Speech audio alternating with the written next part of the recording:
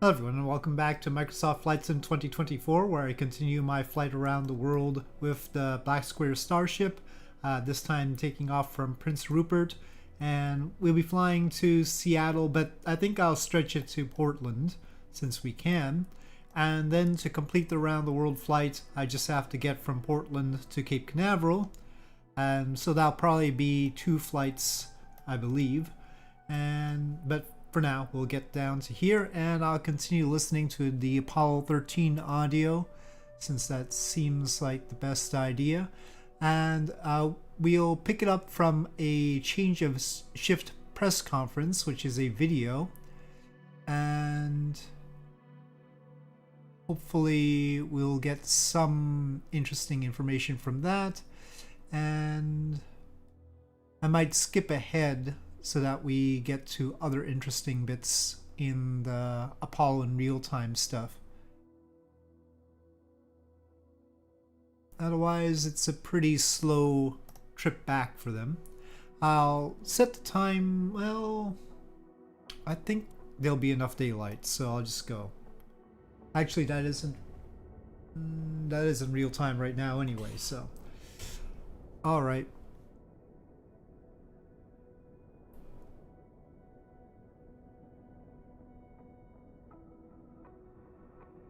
Let me get the little thing in the corner for the Apollo 13 stuff. Ooh, that's weather. But I'll take off first. Don't need Charlie Yankee those. Papa Romeo traffic. Ray Eyes Romeo Alpha 412. Taking off runway 13. Do need the South diskette. departure. Charlie Yankee Papa Romeo traffic.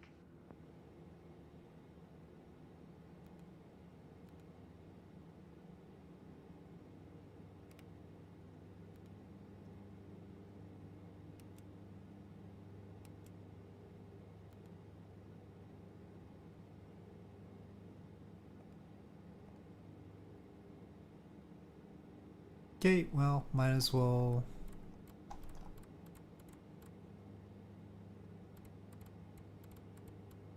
make sure I'm gonna have the autopilot in the right situation.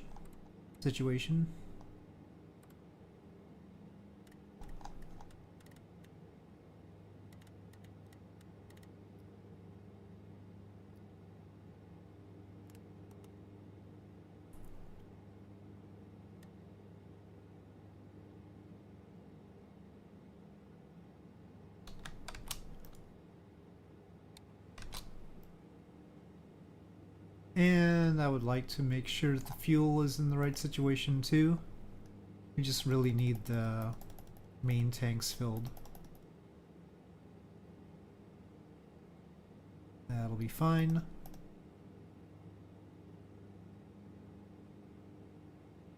Okay. So, there's the plane once again. And we continue.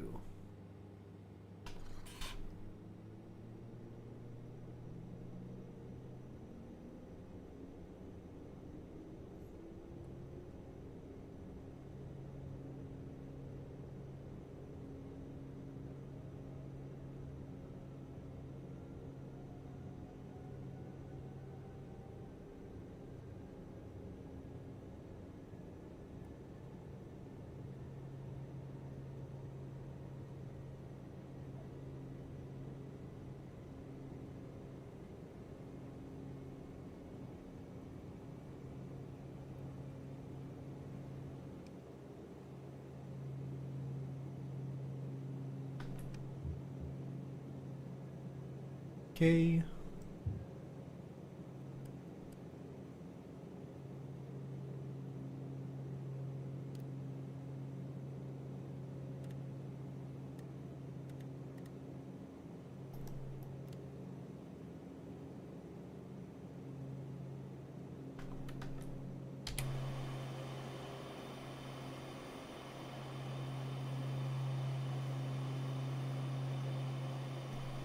All right.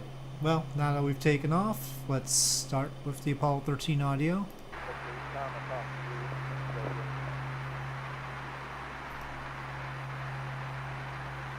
how you doing? Network flight. Flight network. What's your status? Do you have any problems at all? That's the negative. We have no significant problems in the network. Of course, we only have one vehicle. Well, now that we're on the air, I should say we have with us this morning members of the White Flight Control Team, Flight Director Gene Fast to my left. I'll turn it over to Gene at this point.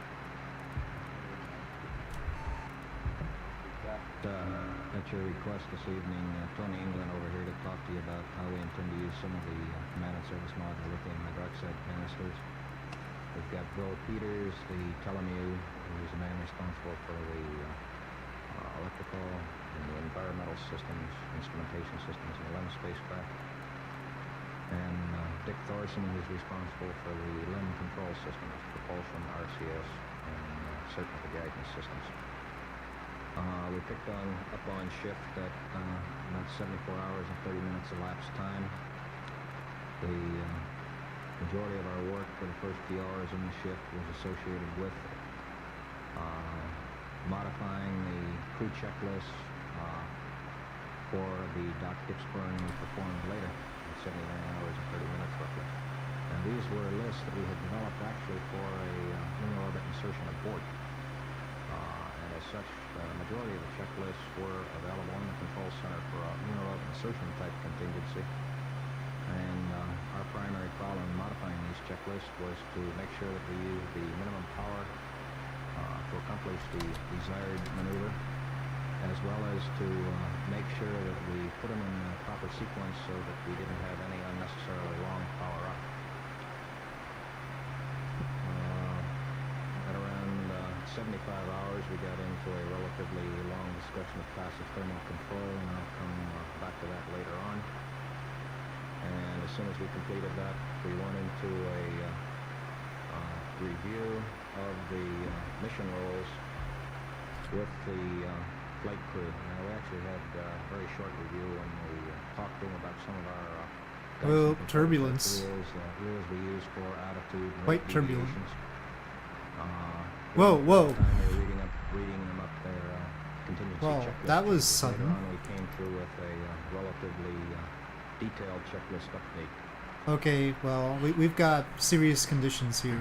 This took just about 45 minutes to get the I'm gonna checklist take it information off up to of, the crew. well, partly it's already, well, it was off of yaw Around damper 75 there. hours and 45 minutes we had provided the spacecraft, the state vector, and the target load. Seems like I better for the, just do it mid-course manually. correction maneuver we were performing.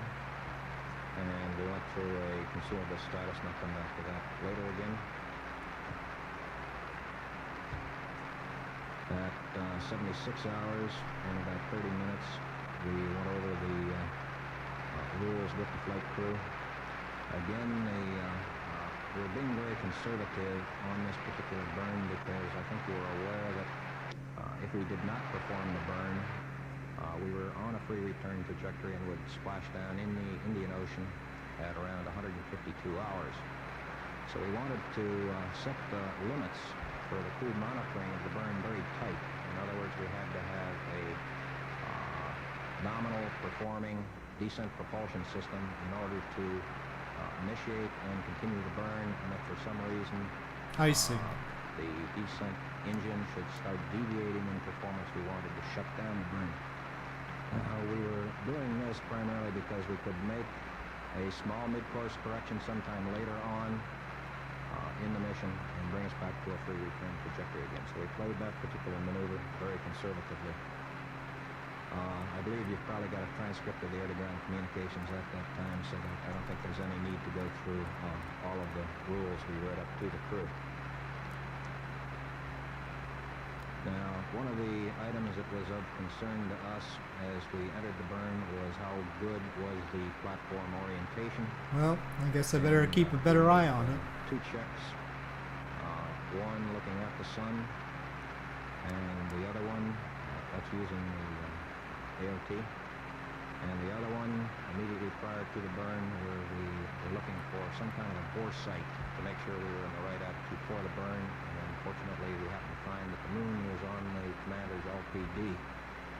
So Through these two checks, we felt that we had a very good platform alignment. We had almost insignificant drift on the platform from the time that we originally oriented it, just prior to the time we left the command and service module.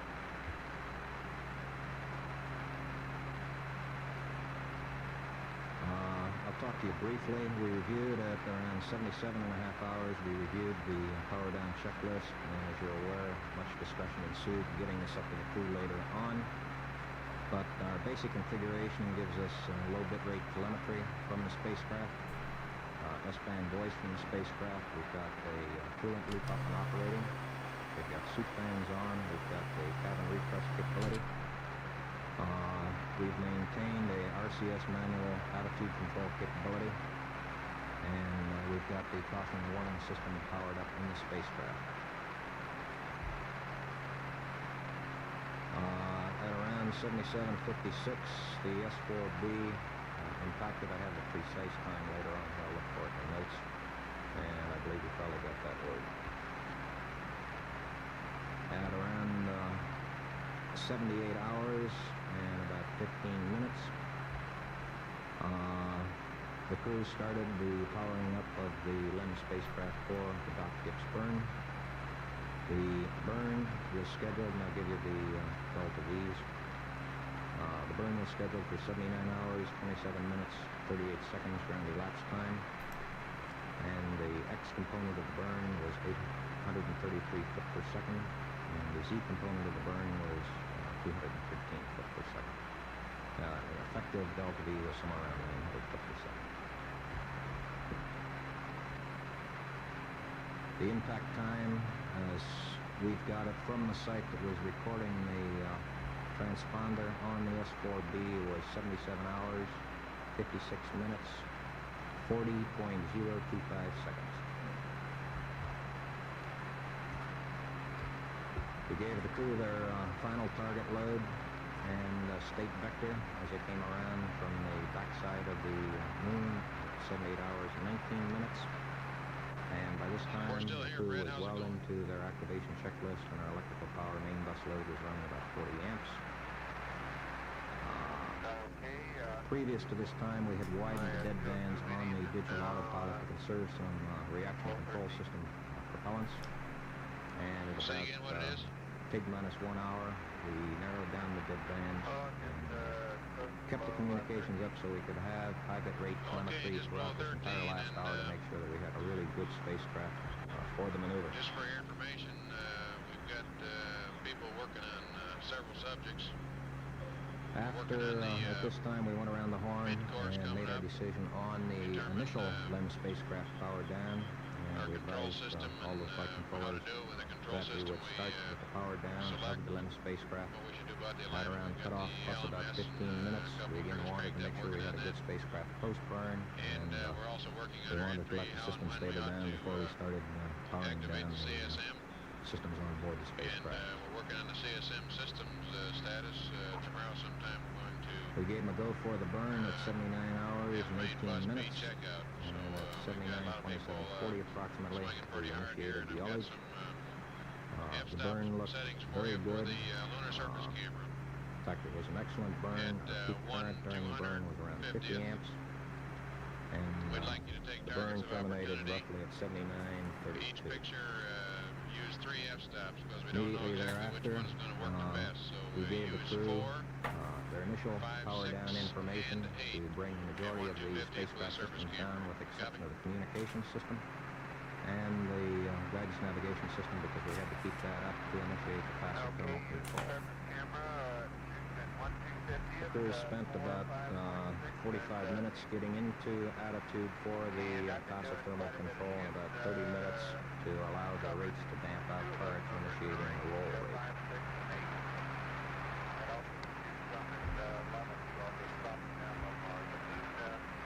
The tracking in the burn came in at about 81 hours and about 15 to 20 minutes, and the initial cut on the tracking said that we had had a very good burn. Preliminary indications were that we performed the mid-course correction 5 at around 24 hours elapsed time, and the delta V would be between 4 and 6 feet per second. It may turn out to be something less than that by the time we get more tracking this evening. We had a long discussion on the lithium hydroxide canisters, and I believe Tony can fill you in on whatever questions you may have there. We got into the attitude for PTC at about 81 hours. We gave the crew a total briefing on the consumables, and I'll summarize the consumables as they stood at around 81 hours, 24 minutes elapsed time. The electrical system, we had 1,498 amp hours. This means that we must maintain an average load in the spacecraft of less than 24.5 amps. At the present time, we expected to be able to power down to around 14 amps main bus current. We're running somewhere around, I guess, 13. Is that right, Bill? It's running 12 to 13 amps right now, so looks like we'll start making some money in the electrical power system throughout the night and throughout the next day. From the standpoint of water, we got 215 pounds usable. Some broken communication. I'm going to be flying over British Columbia and the state of Washington. So I'm going from Prince Rupert in British Columbia to Portland in Oregon, but we won't be flying over much of Oregon like that. So basically flying over Vancouver and Seattle. And that was about it. We got off shift. Still in the Beechcraft Starship. Okay, why don't we open it for questions now? Please hold your hand and wait for the mic. This gentleman over here. And we're of course watching the Apollo 13 audio from Apollo in real time. Two things. There was a report of what may be some new venting. Can you tell us about that? And can you tell us what sort of physical discomfort the crew is in at the moment? From a standpoint of new venting, we had not been aware of any venting during our shift. As you're aware, we had some problems in establishing our passive thermal control, although we finally established it looks good. And we thought we problems in as much as we were using very low thrust pulses on the RCS system may have come from the sublimator in the LEM spacecraft. So that is the only knowledge I had now. There may have happened something on a subsequent ship. Looks like we're on the outside When of did the that hole occur? right now. Just about the time you were changing it, I think there was this report that they had seen some new gas, and they were asking them from here whether it was residual from the original thing or whether it was new, whether they thought it was new. About the majority of the pre-burn type procedures and post-burn type procedures. And I believe Jim Lovell's Because he's man seems to be somewhat We're working on. We're trying to work up some kind of a crew rest cycle right now to give them all an adequate amount of rest between now and the possible mid-course correction at 104 hours. Very good. Parts, man.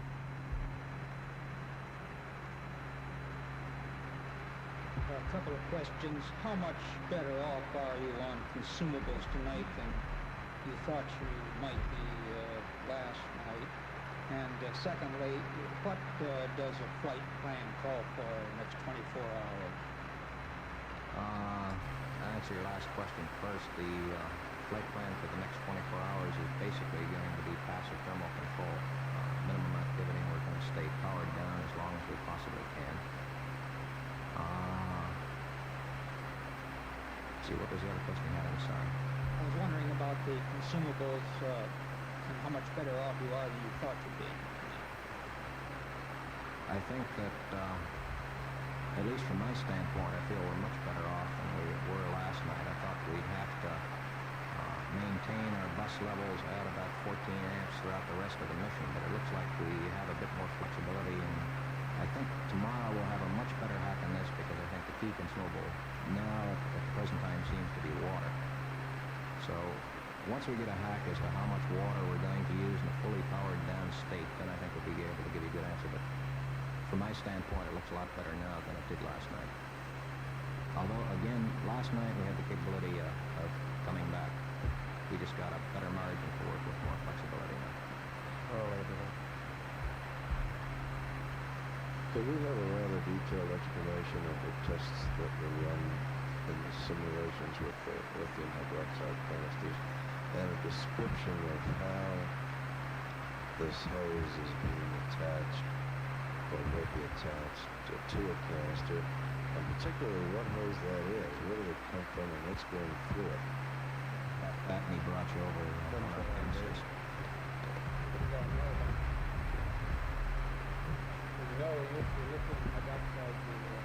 The infamous adapter.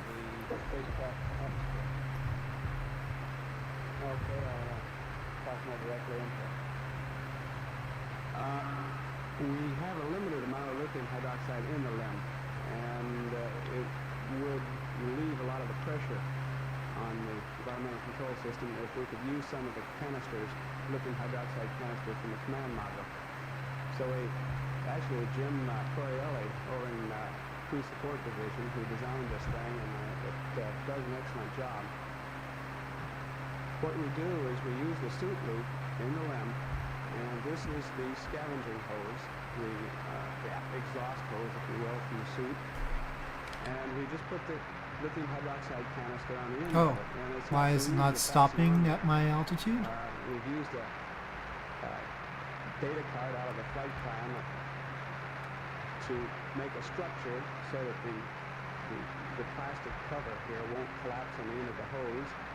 The canister itself is coated with Teflon, and none of our flight tape would stick to it, so he designed sort of a grid system that goes around it that allows us to fasten things to it. And we've had one of these running for about 3 hours over an 11-foot chute in Crew Systems, and all indications are that it's doing the job. I understand that we have about 16 cartridges in the command module, and each one will have a lifetime of about 12 hours. So we'll be running 2 at a time, one on each of the suit loops in the LEM. I have a number of questions about the test, and also about one condition in the spacecraft. Are we correct in assuming that they're still running at 5.5 psi in the spacecraft now? And what was the pressure and the absolute pressure and the commercial pressure of carbon dioxide at which you ran the canister tests? The canister test isn't complete yet, and the last I saw it was just building up.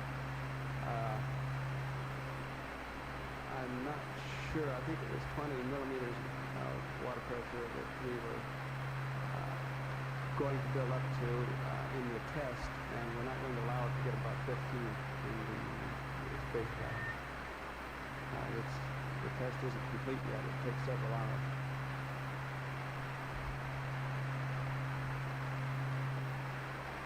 The other question was, is the cabin atmosphere in the spacecraft now at 5.5? Yes. Okay. 4.7, 4.8. Dr. Kim. What is the humidity situation, and how do you control the humidity?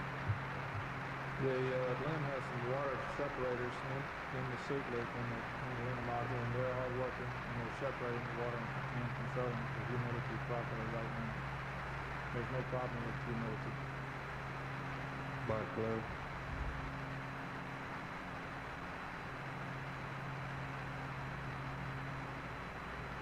Gene, you've always been recognized as the LEM expert.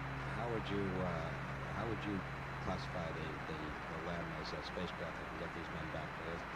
Would you say it's in good shape? And how is your confidence factor compared to, say, last night at this time? It's interesting, Bill. I forget when we got started. I think back in Apollo 9, we first started looking at the use of the LEM as more or less a lifeboat. And fortunately, although the exact procedures do not tailor the exact case we've got, we had looked at the utilization of the LEM for an awfully long time, so we knew what the limitations were. We developed workaround procedures wherever it was possible. I think the LEM spacecraft's in excellent shape, and I think it's fully capable of getting the crew back. I think, as we have found before, every time we've put the LEM spacecraft to a test, it's always done much more than it was guaranteed to do, and I think this is a good case in point. What was your confidence factor, on the other side last night about this team? Yeah, it was, let me put it this way. Last night I felt we were going to have a much trickier management problem in our hands. It is not the easiest right now, but I thought that This is the bright. overall management, all of the energy, the water, all the consumables in spacecraft were going to be quite difficult. And I think one of the things that was very pleasing to me this morning, when I got on ship around 12 o'clock. Radio stack not getting brighter. Was that we were still running at relatively high power levels, but our consumables rates had steadied down to slightly less than what we had anticipated, and we were also happy that we were pretty well off in the RCS system. So from that standpoint, I think we have a tricky management problem coming back, but I feel that we've got a good handle on the situation and know how to manage it. Jack Joe. You described the crew as reasonably uncomfortable. What's the discomfort besides maybe the tension? Is there some physical? No, I'd say that the Whoa. primary discomfort would be from... Okay, how did I turn that on? Adequate sweeping capabilities in the LEM spacecraft. Okay. I have not had the opportunity. Maybe That's Tony can normal. answer a question on that. Okay, maybe I went to the wrong camera. The primary job has been managing the systems and getting ready for this burn. But I believe it will be primarily in getting those guys into a point where they can sleep comfortably in there while somebody's moving around, using the communications, and making sure everything checks in the spacecraft system. Oh, yeah. That's right, they could very possibly be. I guess I ought to break myself. If they're testing this canister setup, how are they handling this in the spacecraft at this time? It's to put this in the circuit until sometime tomorrow.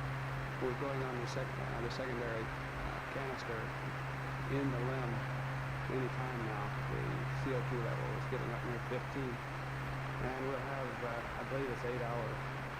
Get that in the second breath. We've got 3 additional Status report. Tom was one crew members awakening in the morning, if I remember right from the flight plan. I didn't have any crew status reports in my shift. The doctor did not indicate that they had any problems. So that's basically the status we had. Gene, and perhaps Dr. England, I'm sure y'all are getting a picture of possibly of what life is like up there. Kind of like for you to share it with us. Are they, there's some confusion about where the astronauts are spending most of the time. Are they all huddled in the LEM? What are they wearing? Are they having to dodge some foods because of the salt content and they can play with water? This sort of thing. Any observations like that would be useful. Well, I seem to be spending one fellow in the command module all the time, 2 in the LEM, the guy in the command module should be sleeping, but these fellows are pretty diligent, and I'm beginning to sense that they're taking a lot of pictures of the moon and the Earth, and they're even doing some studies on some of the particles that are flying off the service module back there. I don't know whether that answers all of your question. I wouldn't describe them as all huddling down in the LEM. They're pretty busy. Yeah, Are they dodging certain foods because this would make them crave water, for instance? I don't know. I haven't heard anything like that. Jim, what garments are they in? Do you know? In constant wear? Well, we'll be in the constant wear garment with their cover off. Jim Rowe. 2 unrelated things. One, is there any way for the medics to know what their condition is? Is any of them at any time in the biomedical emergencies? And the second thing is, has anyone come up with a way of finding out what the cause of this explosion or accident is? To answer your first question, yes. We're looking at biomed data tonight on, I'm really not sure, I think it's Fred Hayes. And what we're interested in there is to just monitor his condition as a function of, I'd say, a backup measurement of any possible CO2 buildup in the spacecraft. We don't expect that, but we are monitoring it. The problem we've got there is that since we are operating in a low bitrate mode with the spacecraft on the Omnis, we do lose some signal margin there. And if this turns out to be a problem later on in the evening, we'll probably switch off the biomed instrumentation, because what it amounts to, it wipes out the rest of our other instrumentation at the power levels we're at. From a standpoint of what's being done to try and determine the cause of the explosion or whatever the problem was that happened in the service module, equipment bay in the air with the cryo tanks and fuel cells, I really don't know, Jim. It's pretty much tough staying on top of our job without worrying about what happened many hours ago. Now, we are looking pretty deeply into the entire status of the command and service module. And we're trying to come up with, tomorrow, for instance, we expect to read up to the crew more or less a standard configuration we want them to go to for all of the switches, circuit breakers, everything in the command and service module. We're looking for to see if we can make a test to verify whether the main D-bus has any problems associated with it. And then tomorrow afternoon, we're spending a large amount of time looking at such things as reentry checklists, and particularly from a standpoint of establishing a timeline. Oh no, by all means, you can definitely ask anything. I'm going at 31,000 feet. It is pretty high. Yep.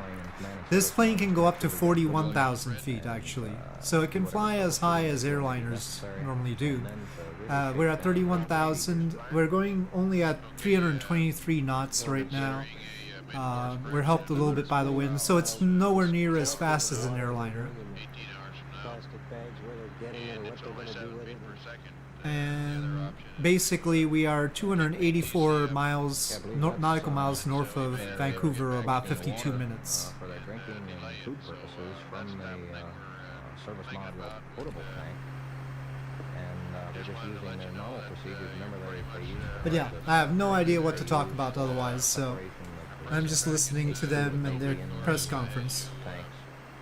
From the water. So it's just normal water collection procedures in the service module. Okay, let's take Carl Abraham, and then two more questions. We're going to have to break it with these gentlemen get some sleep. We were told before the burn that two people would be in the LEM and one would be in the command module. And later on I got a part of a quote which seems to indicate that maybe that wasn't the case. This quote was, he's the only CMP that's ever witnessed a dip spring sitting on the S on engine jam, which would lead one to believe that all three of them were in the Yeah, this is a interesting item. Yeah, all three crew members were in the LEM at the time of the burn, and we had computed our dip's gimbal trim position for the man in the command and service module spacecraft, which caused a center of gravity movement that caused the engine gimbals to compensate for the fact he was in there. So we saw that excursion, and then once we found out that, yeah, we had a CMP in the LEM spacecraft, we knew why the excursion. Okay, let's take Art Schnatt. Oh, yeah, far enough. Would you care to speculate why all three of them got together in the LEM? It is a cool plane. In the old flight sims, especially Flight Sim 4 and 5, I think, it was like the plane of the future, right? It was sort of featured in those early flight sims. Contamination single phase in the command module. That's my knowledge. I didn't hear any terms of it. They were trying to find something that would use less water.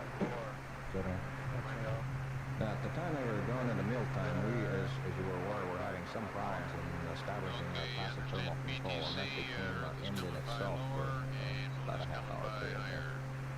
And generally during that period of time, I hand over either to the assistant, generally to the assistant flight director, to be following the normal course of the mission. And let's close it with John Harris. What single factor, if any, is giving you the most concern at this time? See, it's probably one that I'd say the one thing, if anything, is bothering me is a large amount of checklist changes we're making. That's why we're always trying to stay several days ahead of them and verify them in the simulator. Because once you've got tried and true procedures, you like to stay with them. And I think we've gone through the major portion of the checklist changes now, so I think we're pretty much over the hump from that standpoint. It's always nice to be operating in a mode where you're actually using procedures you've used before, and that's a good way to be. Okay, by checklist, you mean re-entry checklist? Does that mean the re-entry is giving you concern? No. I'm saying all the checklist changes we had made up to date. From a standpoint of discomfort, that was about the major item, because I think we thought we had a good handle on how to manage the systems now, and how to go about making this burn. We had made long dot pitch burns, for instance, back in the Apollo 9 mission. So we were pretty confident of those procedures. Thank you very much, John.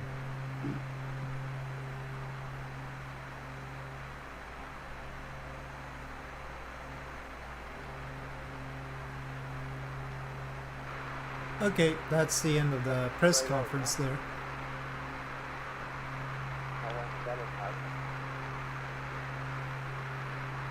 And Fred, on this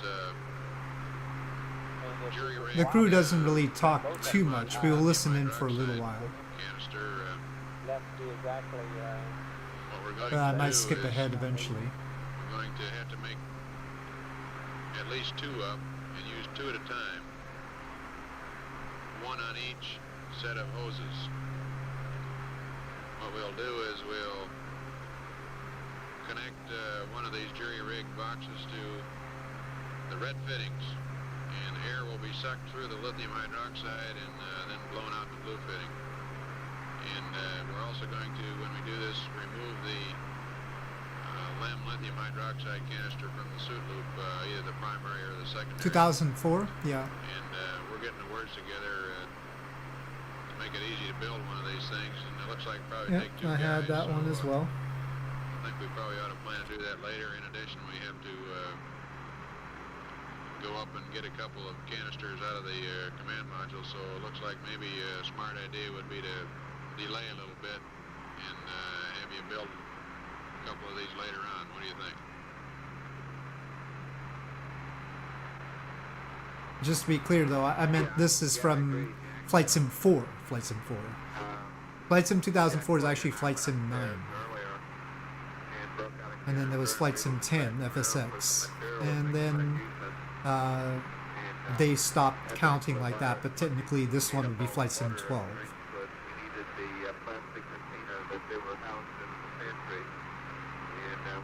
Flight Sim 4 was the first one I played, and that was back in 1990.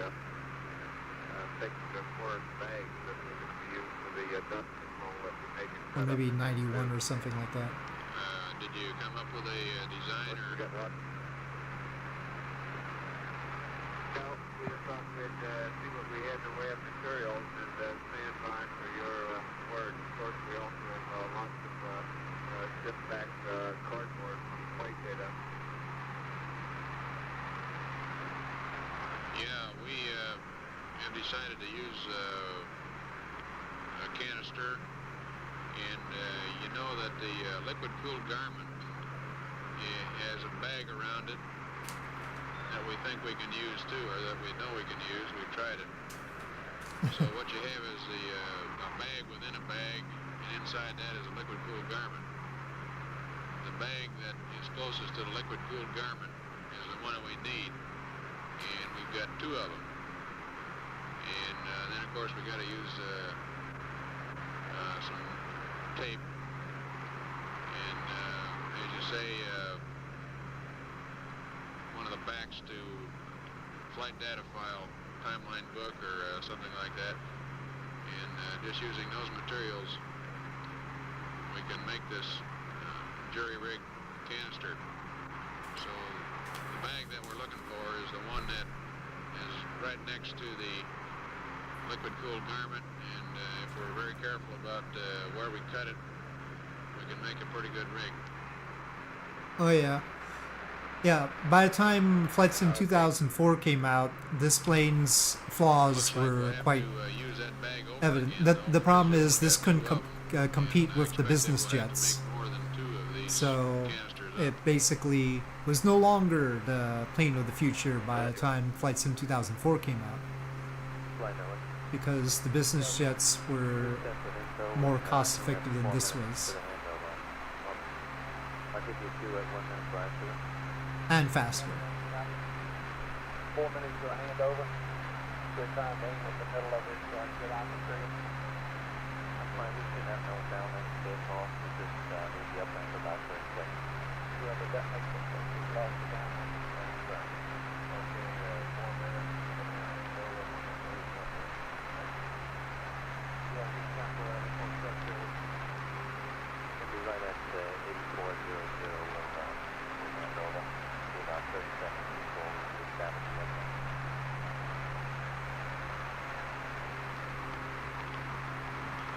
Fred, in about 4 minutes, we're going to hand you over to a different communication site. It's going to take us about a minute or so to reestablish uplink, so you can be prepared for that.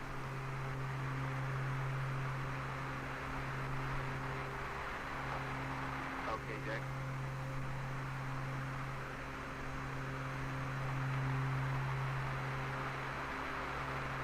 Yeah, well, that's why I'm flying it, and also because I always fly the novelties. I like interesting planes, and also it has these sorts of features, right? This particular version from Black Square has random failures of basically everything that could possibly fail. So right now we're only on real-time failure rate, which means that they're not gonna fail very quickly. But it's got this sort of engine simulation and those sorts of features, so that makes it more interesting. Basically, in Flight Sim, if you want to have a fancy plane, it means it can fail more. That's what having a fancy plane is. Reduce your time. I don't know by how much you're going to have on that. You're looking for something tougher to fly.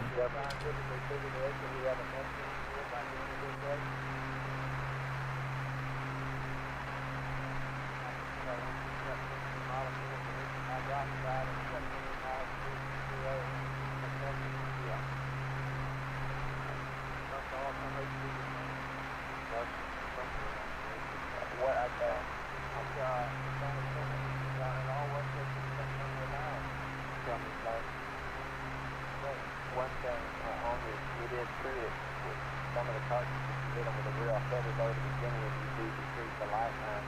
However, the clip cartridge is more capable of taking a higher input than the standard. Yeah, but I'm not sure it wouldn't hurt it. Those factors not what I'm talking about. I'm talking about the total amount of CO2 about. I think that's true. That's a fixed. Well, it is a functional total metabolic rate into it.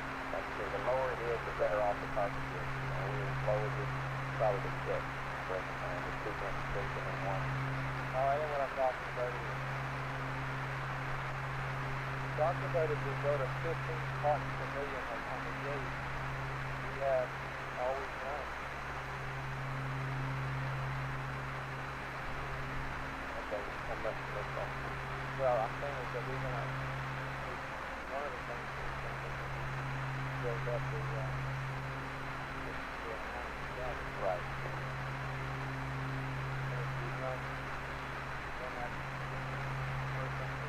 Know a bit of the manual? Well, I mean, it's more about troubleshooting it. I mean, do I know how to deal with every single possible failure? Probably not, but a lot of these aren't super critical. But it's not like if a tank fails, there are certain things you're gonna have to do. I don't think the manual gives you all the information to troubleshoot every possible thing, but you do need the manual to know how to manage the temperatures in the cabin and that sort of thing. Obviously the startup procedure.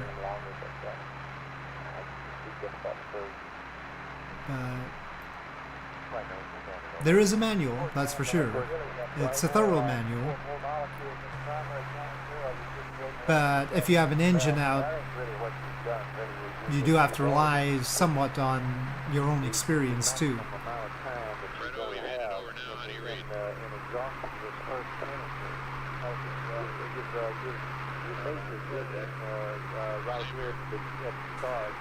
And just bought yourself some time on this jewel rig purchase for one thing. Time to prove that. Fred, you'll have to say again. I can't read you. There's too much You're right. background noise. Maybe we need to know antenna.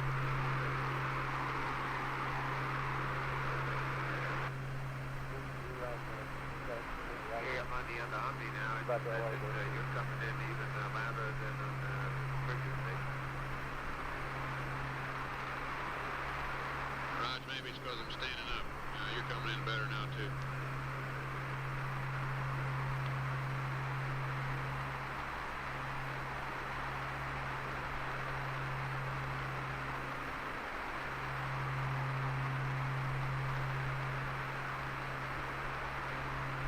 Yeah, stuff like that. Intel flight. Go flight. Hey, I want you to show me the frequency of antenna switches here on some kind of a visual display. I can show you a side or a tabulation or something. So you have that logged in? Good, set every 6.5 minutes. Go back and see what it was at the first one, the CPC, and what it is now. Did you please? I'll try to look up this one, yeah. Average just that, not every time, but average of those 4 of those cycles right back at the beginning, and average the last 4, and see if it comes up to 6.5 minutes. Okay. Yeah. AFL.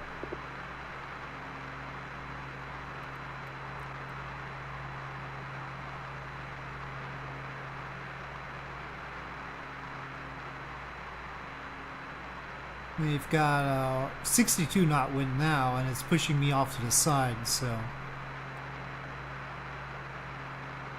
just the crosswind's not helping.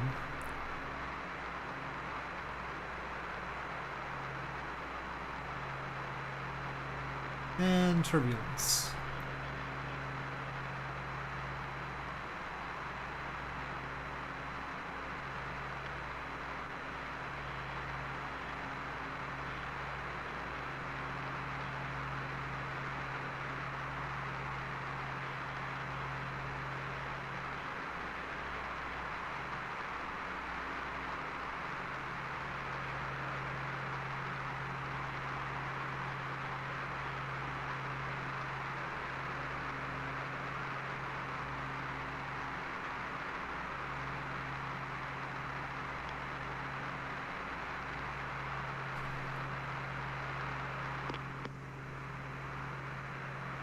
Okay, they seem to have gone silent, so I'm gonna skip ahead.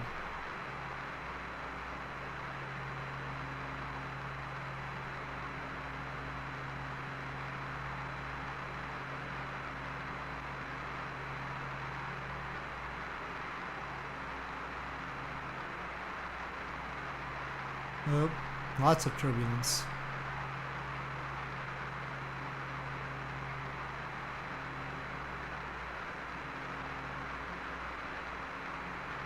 I'll find where to skip to.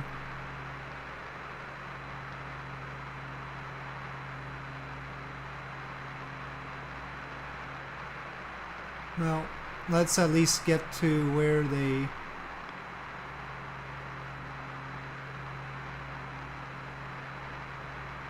go into Earth's sphere of influence.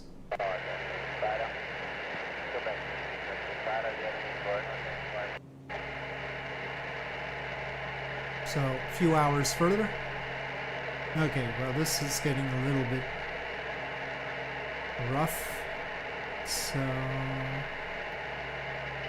should I climb further, or is it just gonna be like this? We are over mountains and such. It's probably just gonna be like this. Okay, Jack, did anybody ever tell you that you got a 60-day extension on your income tax? Yeah, I think then when you're out of your country, you get a 60-day extension. Okay, right. Okay, I'm ready to start into the procedure. When you answer me back, speak up into the microphone because our downlink is pretty noisy. The first thing we want you to do, and we'll do this on one canister and then let you go ahead and repeat it on the There's the instructions for the CO2 take one canisters. of the LCGs and cut off the outer bag by cutting along one of the heat seals. Do it carefully and close to the heat seal because we may have to use the outer bag if we damage the inner bag. So go ahead and do that, and then we'll do the next step.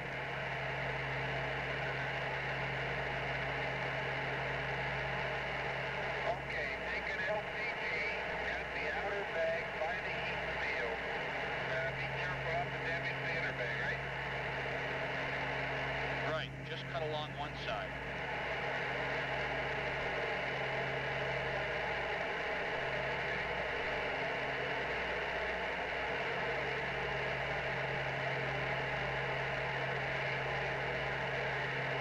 Okay,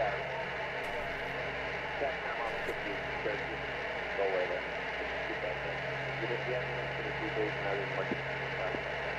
Surgeon, you have anything? Surgeon?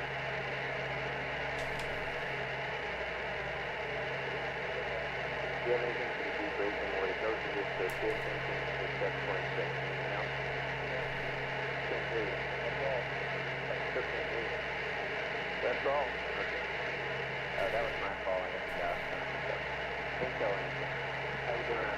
We're doing real good. We're getting better. Quick as well. Yeah, we're getting better. 96% solid data, so we're pretty good. So you're getting 9 bit rate, right? No, low bit rate. Okay. We're about 8.5 to 9 minutes. Good. Here we go. Okay, Jack. Now remove the inner bag from the outer bag and cut the inner bag also along one of the heat seals down one side.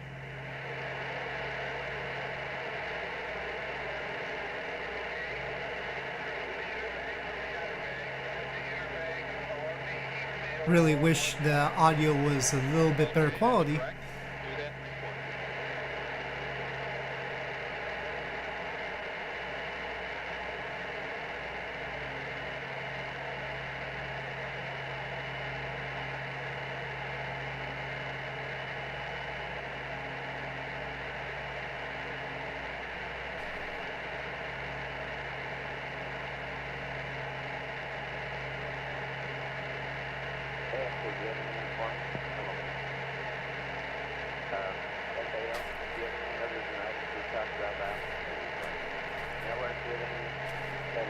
Have a vacuum cleaner. They're trying to make a vacuum cleaner in a way. That's all right. Okay, does anybody have anything they want to bring to the attention of the room? We're in the process of preparing the CSM canisters for the pseudo-doses. Okay, Joe, we've got that done. Okay, Jack, now you can put the LCG itself that is taken out of the inner bag, put it in the outer bag, and stow it someplace. We recommend U1, but you can stow it wherever it's convenient.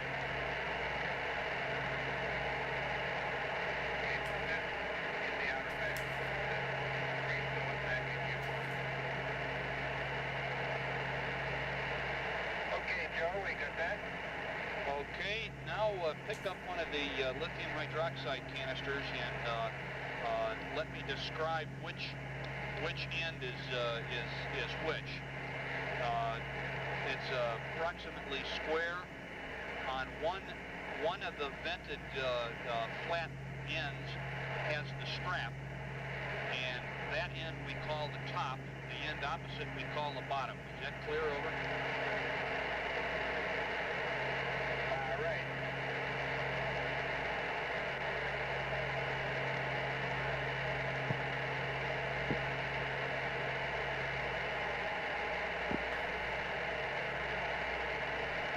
Okay, I've got it, Joe. Okay. Now then, we want you to take the tape and cut out 2 pieces about 3 feet long or a good arm's length. And what we want you to do with them is to make 2 belts around the sides of the canister, 1 belt near the top and 1 belt near the bottom, with the sticky side out. Wrap it around, sticky side out as Sticky as side tight as out. possible. It'll probably take both of you to get it nice and snug. Over.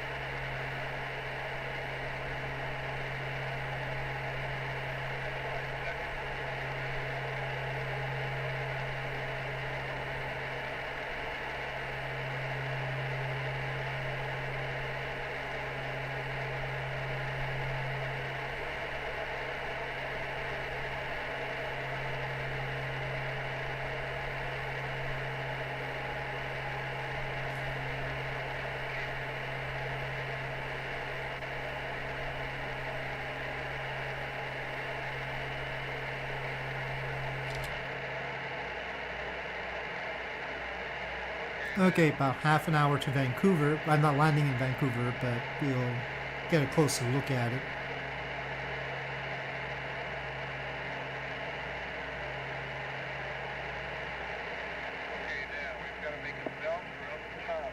FAO flight, one other thought, Bob. We're going to do an ECC at some point here. Could I have that procedure also written out? We're going to need that. Whatever it is. You know what I mean? I'll send it over.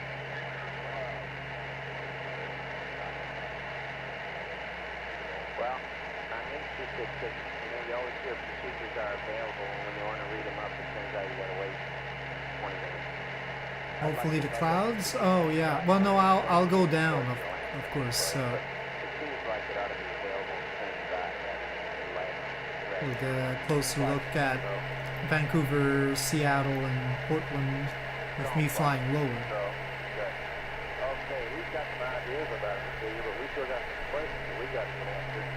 That we need to get with somebody, whether it's FAO or really concerned. How we want to implement this. Okay.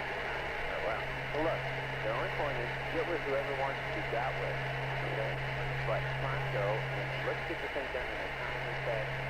I want everybody in the business to be a little more anticipating. I think they're reading some of these things up kind of late for these guys. I think we got them last night a little bit. I'm getting a little bit tired. And, you know, procedures right up to them, good time to sit there and look at it and think about it. But, you know, let's not let the AGC guys, whoever they are, put us off. Okay? Let's get them up there. And assume we're going to do the mid-course on time. And we ought to read it up each track before we do the mid-course. No. I certainly hope that it's not clouds all the way.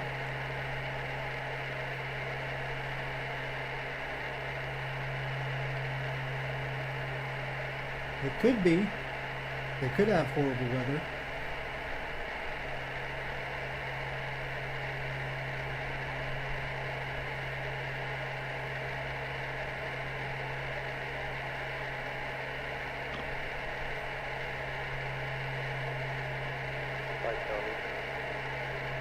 Yeah, the controllable table is up on channel 58 now. Okay.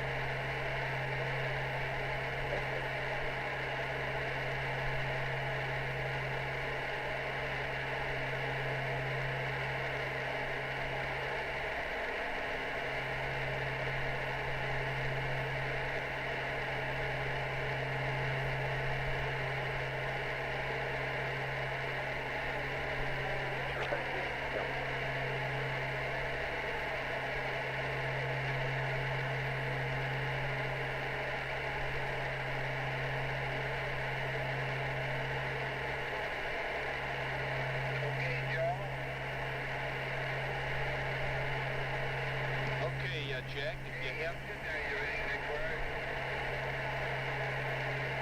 Jack?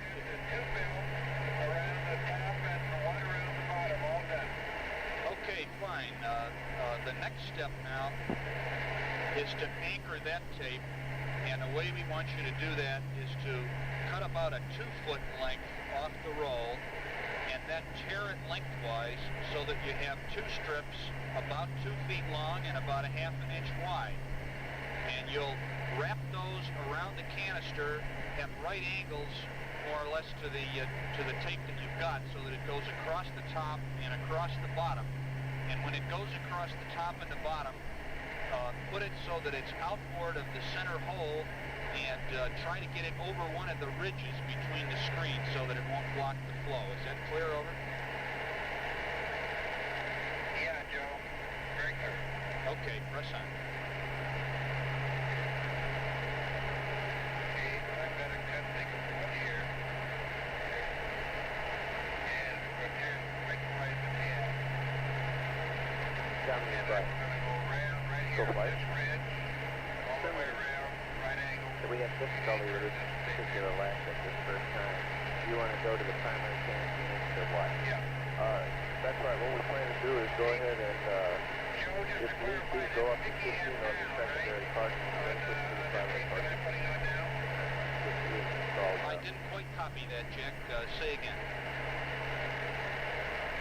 Okay, that will be the sticky end down on the container, right? Oh, that's correct. I forgot to say that. That's right.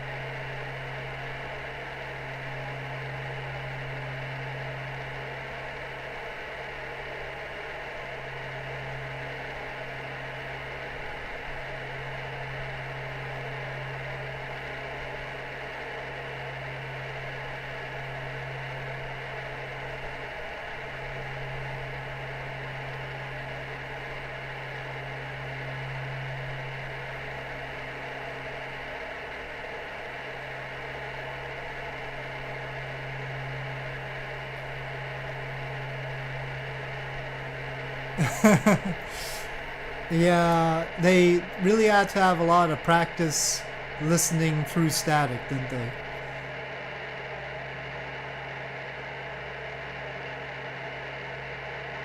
I guess in those days they were much more experienced with that than we are now.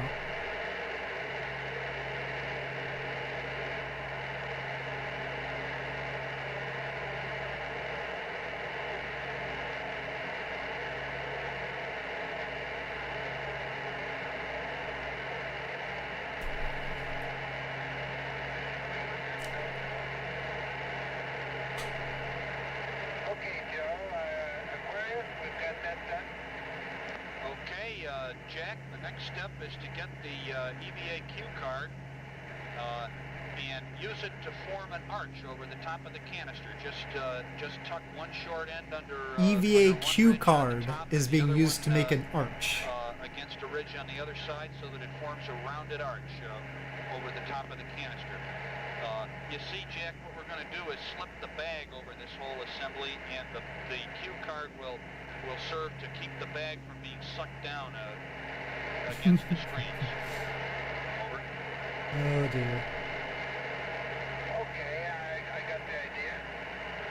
Okay, and when you've done that, to hold the arch in place, just run a strip of tape across the sides of the, that is across the top of the arch, and anchor it down to the sticky strips along each side.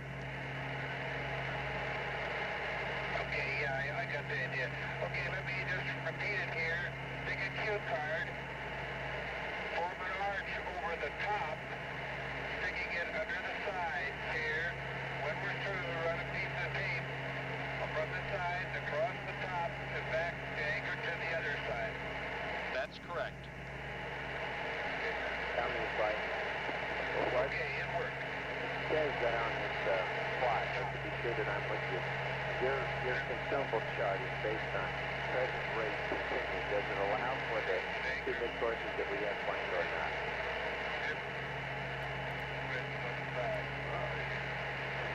The rates that you see there are present rates. Now, the mid-courses are the same. I'm just saying that when you get to the TC at the bottom, they do not consider mid-courses. Well, the mid-course affects the power, but you got to power up to do it. Well, okay. Is it interesting? Okay. It's on in. Okay.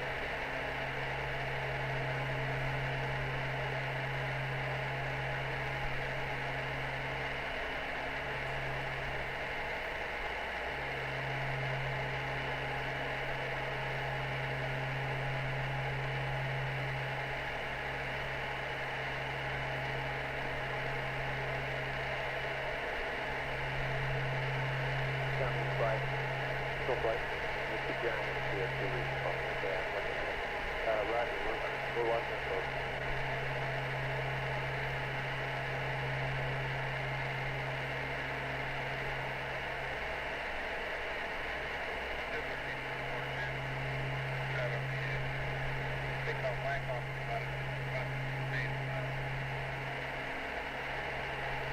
Flight, Tony.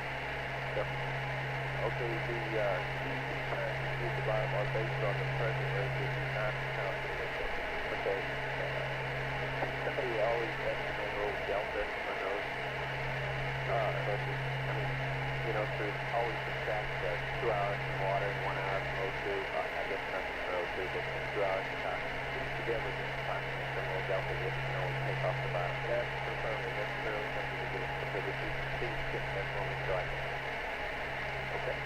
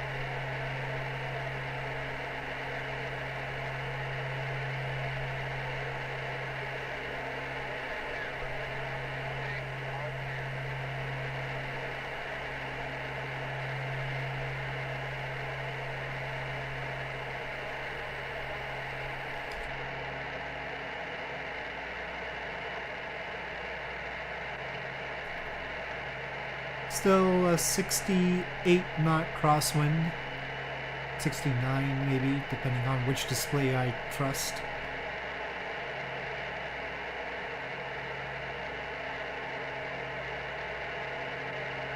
We're being blown a bit to the east.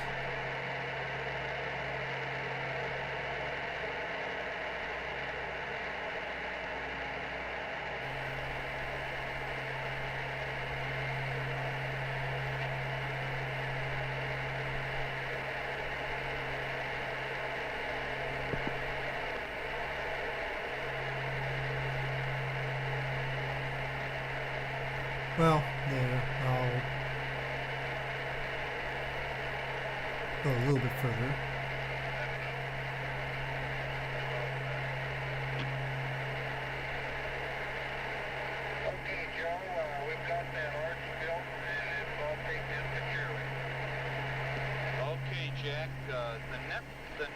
step is to stop up the bypass hole, which is the hole in the center of the bottom of the canister. We want to stop that up because we don't want to bypass the flow.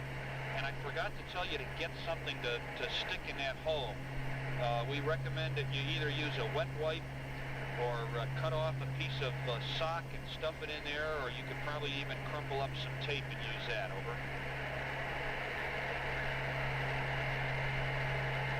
Okay, and we'll start plugging up the bypass hole. Okay, we got to plug that hole. Oh. There are two ways to look at it. Here, can you see the little arrow saying 68? Next to this, that means that's telling me the wind direction, and it's saying 68 knots. On this FMS data one, it also has a wind there, and it says 222 degrees, now 23 degrees / 68. So now that one is saying 68, and this one's saying 67. So.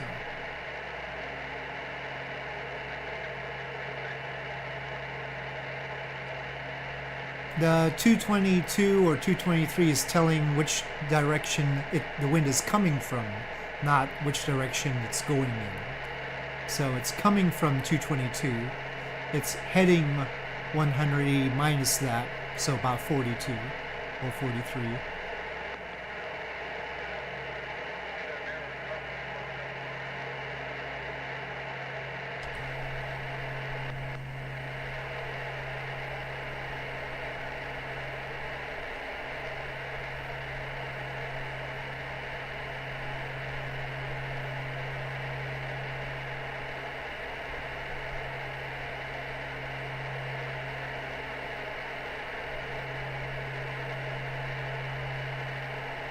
Yeah.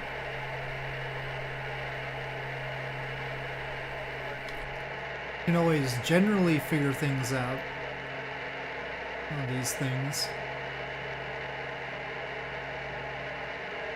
I thought about at one point doing a tutorial on how to recognize different flight instruments even if the plane isn't in your language, which in the case of the AN-225 I had to do.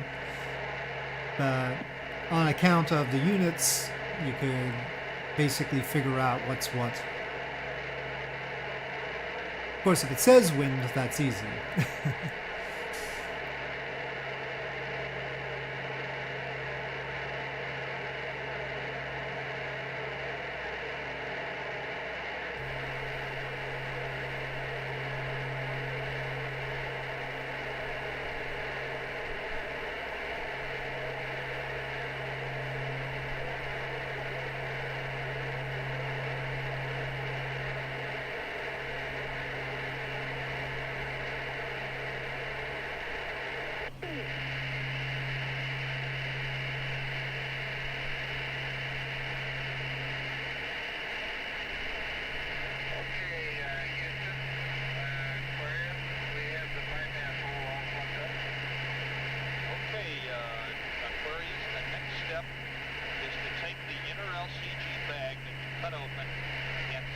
Over the top of the canister.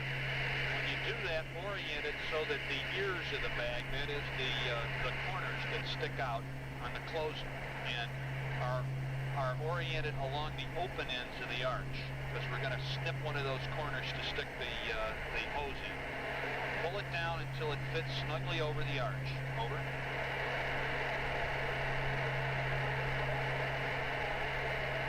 Okay, Joe.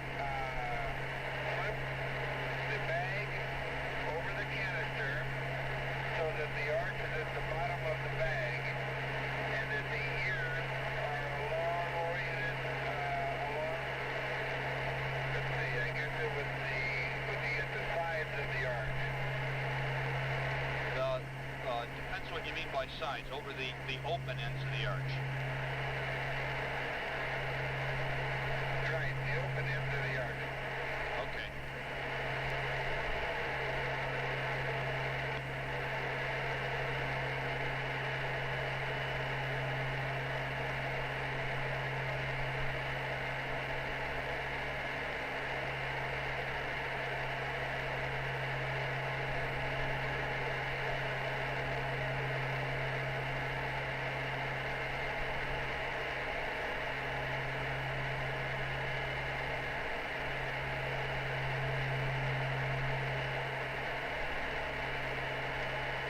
IL-2, I've been meaning to play that.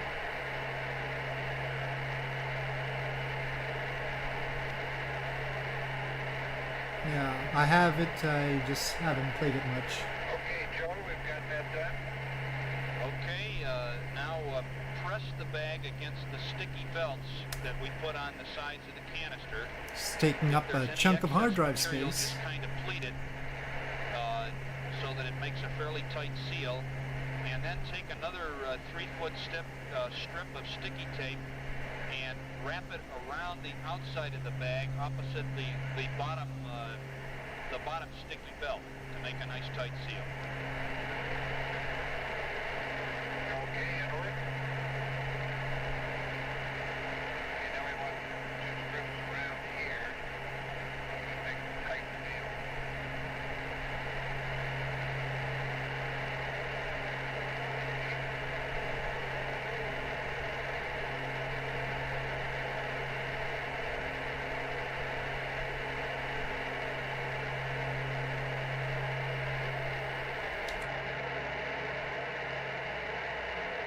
12 minutes to Vancouver. Well, I think I'll start descending.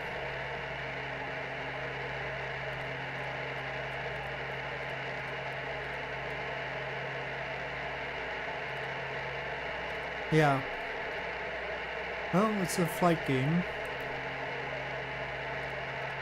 Though, you know, the warbirds, the ones with that are tail dragging and have a really powerful engine in front, always worry me.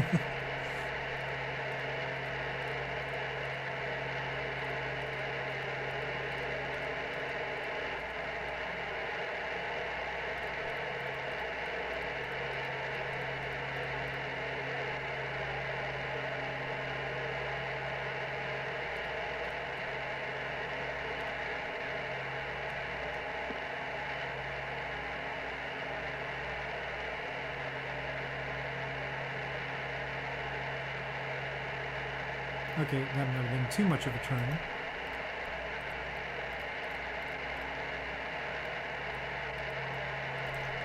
This would not be a fun ride for the passengers.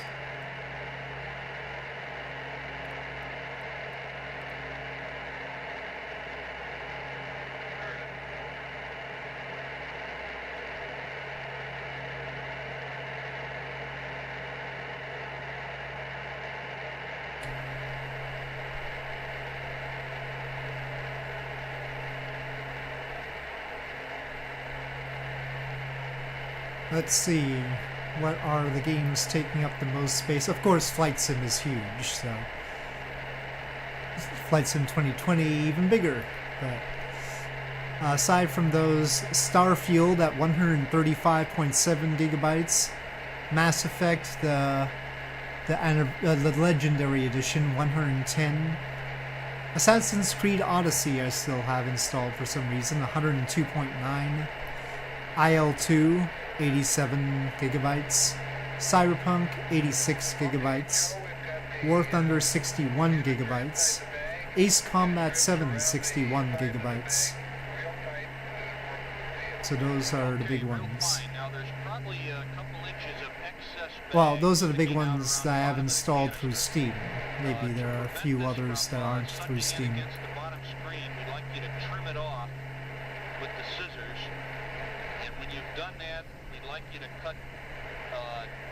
Strips of tape about 12 inches long or so.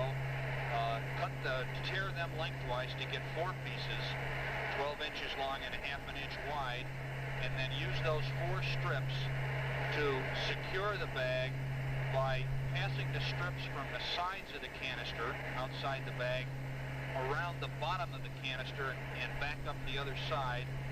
And when you do that, just as you did on well, the I'm top, sure glad they understood all these instructions. And in between the screens, over. Okay, you want me to trim the excess material that's sticking off here? Trim it at the edge of the canister?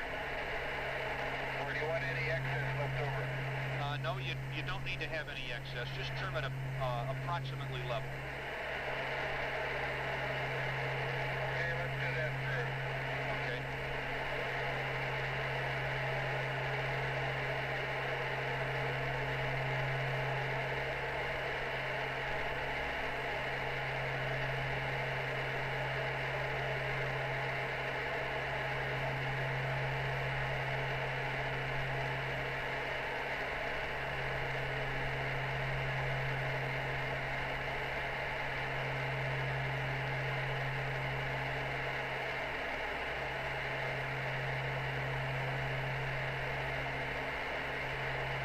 Sea of Thieves is 130 gig, huh?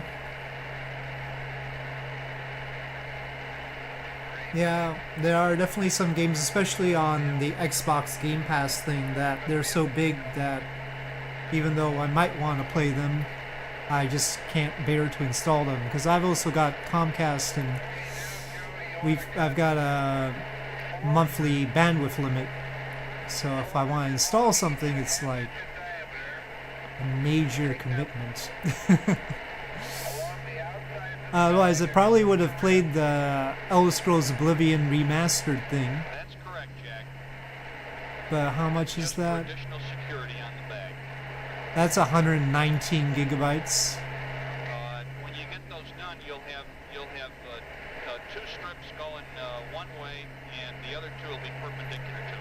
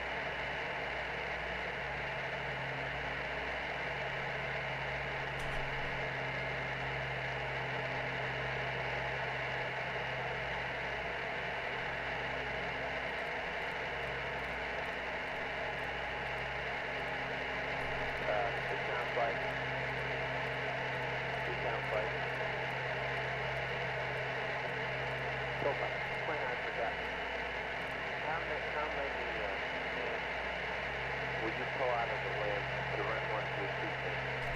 I know you got power ready to do it. About The wind's just tossing us up and down all over the place here. Yeah, it is a big reason to keep them. Yeah.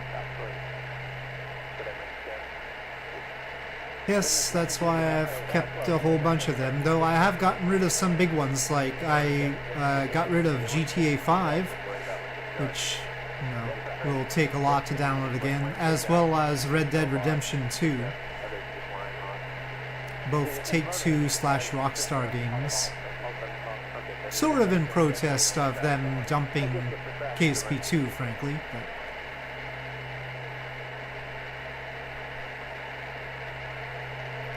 they told about 8 inch propane.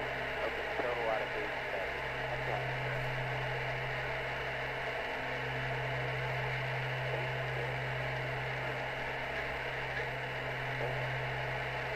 okay. 8 amps is a lot. Okay, Houston, Aquarius, we've got the 4 strips in place. Okay, we're in business now with the bag, and the next step to perform is to get ready to put the red suit hose, either the commanders or the LMPs, because we're going to want you to have both of these. Well, there's an airliner going by down there. In at the top of the bag, and to do Can't that, really see first its of all, left have wing. to, Just assure okay. that that the red hose is separated from the blue hose. I don't know whether this has been done already, but if it hasn't, what you have to do is cut the outer beta cloth sheet down the full length of the hoses, and then also cut the rubber ties that secure the two hoses together, and the hoses should come apart, and the comm cable should come off. Over.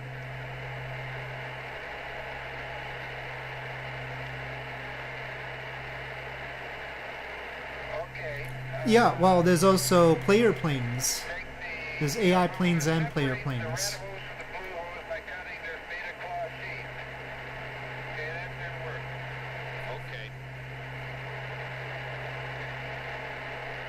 This is a multiplayer game.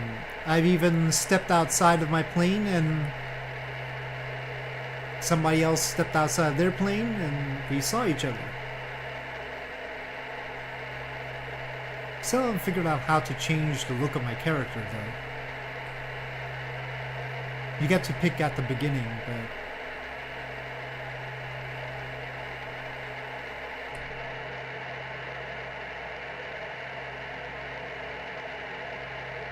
Well, I think I'm gonna need to circle around in order to get rid of altitudes to see Vancouver at all.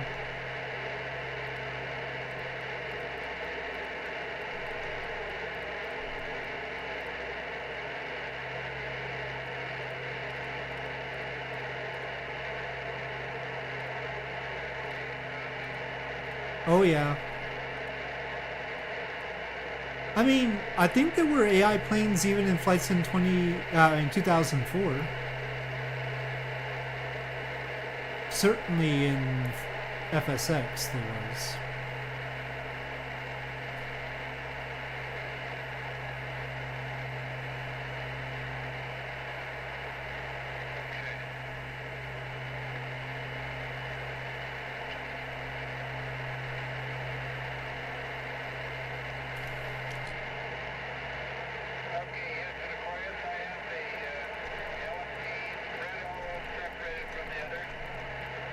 Okay, real fine. Now the next step is to cut a diagonal hole in one ear of the plastic bag near the arch. You can pick either one and cut about a 1.5 or 2 inch diagonal hole big enough to slip the red hose through. And when you've done that, you'll just slip the red hose through so that it goes about to the center of the canister. It's not critical, except that the opening should be down, and then tape the bag to the hole. More than an hour? Oh so yeah. that it's nice and snug. Over. Well, I prefer short flights myself. Some people do these long haul flights, but I don't have that much time.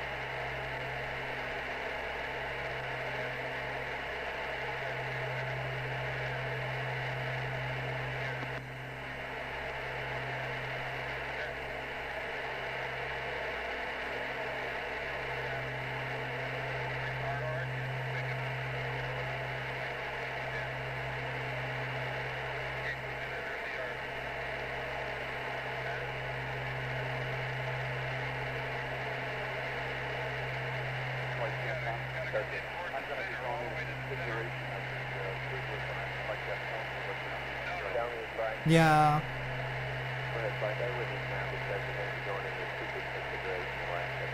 High school and college days were probably the best time to do really long flights. Okay, well, let me just take it off of autopilot now. You want to go ahead and leave this thing drive and you get back, depending on what you got there in the elevator. Today was like, we'd rather wait till they reach 7-6.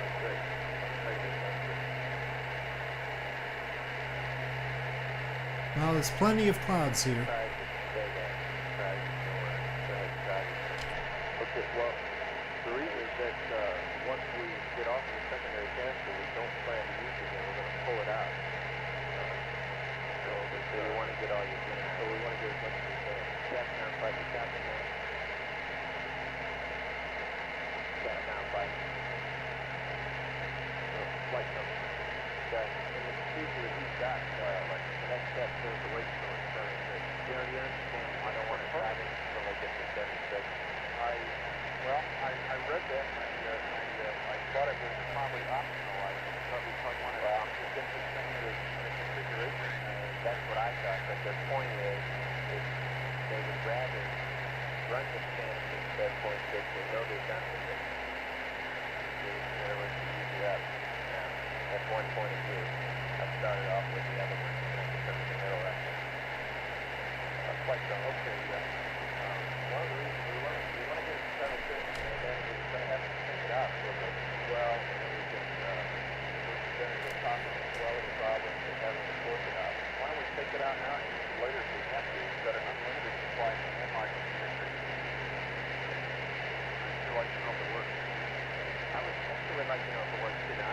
Start out, take it right. Tell me again why the reason right one so just They've got some serious conundrums. the reasons are as I just explained. We wanted to go to 76 and then pull it out and know that we're done with it. What happened to the air to grounding, so? That's what I was wondering. Switching on, you should have that now. Looks like we lost the loop. So why did we plug the secondary back in the third just for some later time? Tell me. There's no reason that I know of why we can't do that. We want to do later.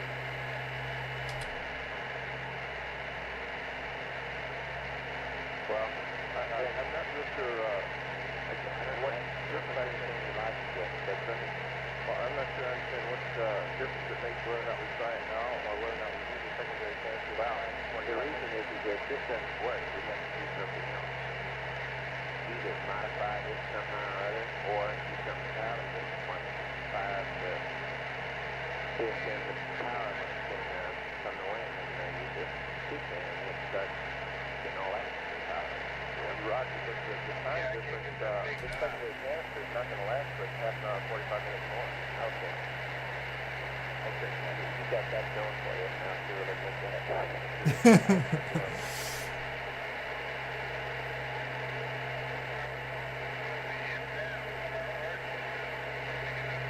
Okay, so this is Vancouver.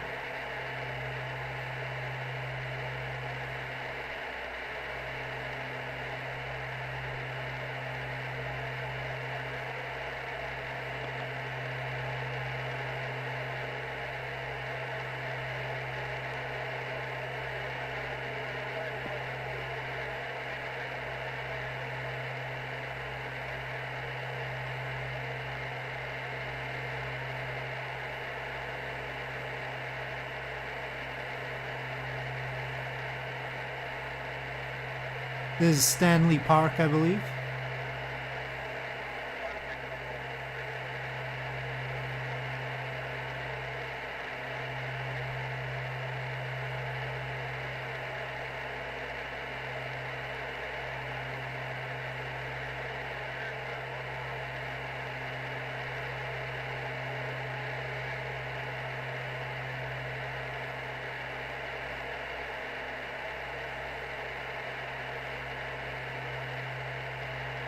Trying to be a photogrammetry city here.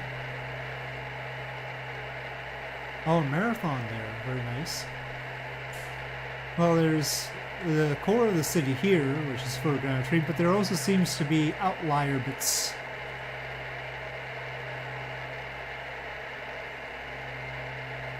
I see tall buildings in the distance. I guess we'll visit them. I don't know what they're called, but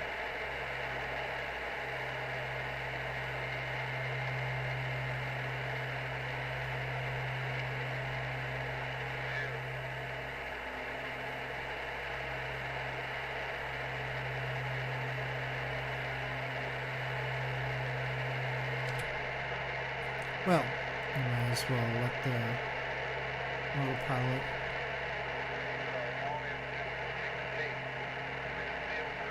keep us at some height.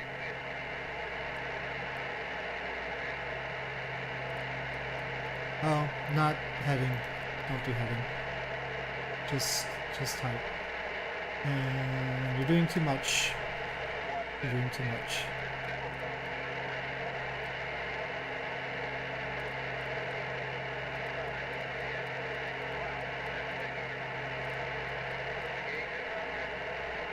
Okay. Here.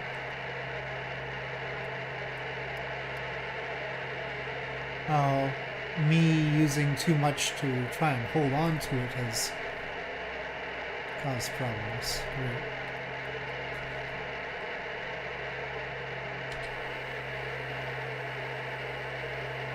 Well, it doesn't seem like this is a very complicated bit over here. Not much going on, actually.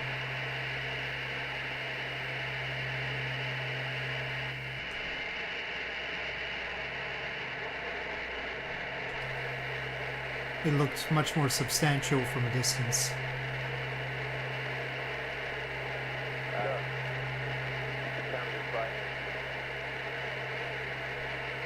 You're right.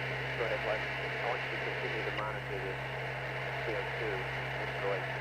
But text somebody in the back room or wherever you want. Think about running it in, take water for a while. Well, honestly, I do have a map app.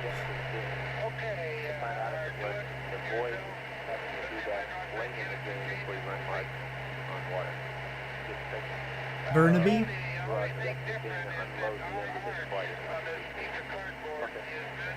Well, this that I'm flying over is apparently called Metro Town, which I guess is appropriate. Okay, Jack, I concur. I think it'll work too.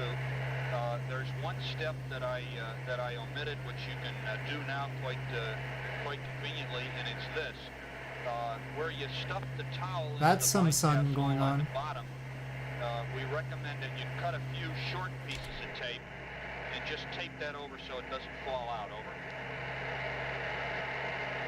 Okay, will do. We'll buzz the airport, then we'll go to Seattle.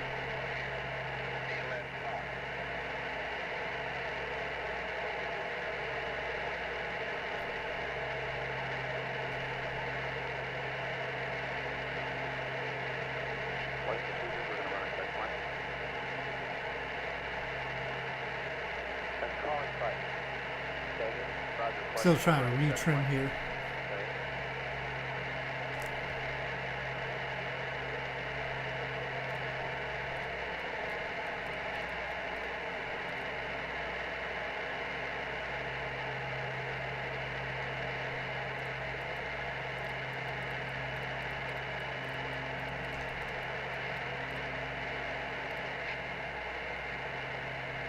Okay, maybe it'll be okay to use you.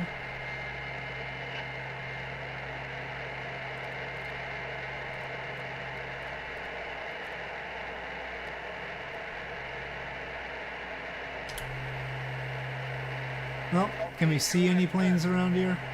Okay, Jack. Now, the remaining steps are simply suit loop configuration steps to get this thing into full operation. And our ECS. There is a plane there. I don't know what it's doing. Until the canister you're working on gets to 7.6 millimeters of mercury, which will probably be another 45 minutes or an hour. We're reading 4.7 now. So what we'd like you to do in the interim is to doesn't seem quite busy today. Command module canister the same way you just did the first one, using the commander's hose, and get that all set. Probably about that time it'll be time to switch. Hello, Atlantis. How's it going? For your information, when you've got that done and there's a plane. Your breakfast and so on, the next thing I've got for you is a switch configuration list for the command module, which will represent to Seattle. The powered down square one starting configuration for all our pre-entry checks. Over. Okay, we'll start setting up the commander's hose configuration. Well, the other way, please.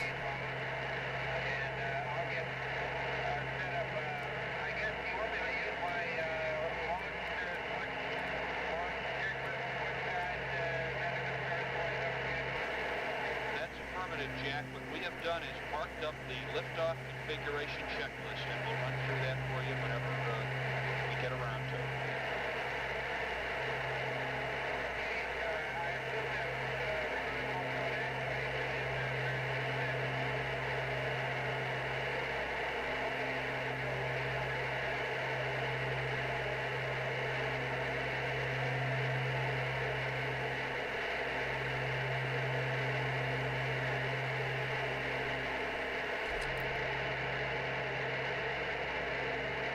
Seattle and Vancouver seem like they're right next to each other, but it's actually 110 nautical miles away. I don't know. It should be in operation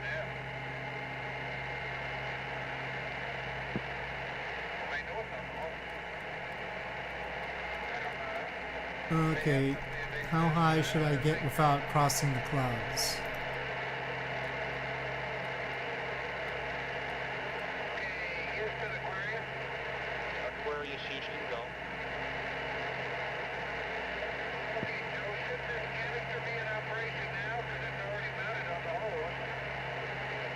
Well, yeah,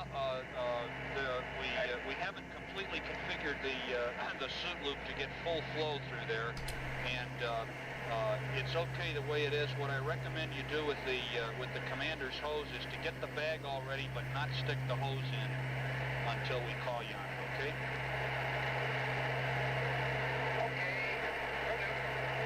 Down to the side, go flight. Is the hose connected to the tube disconnect? Simply yes. You know, if it is loud, you get flow. But what is stopping it from flowing through it? Is the hose not hooked up? I don't think so, but up in Joe, you know?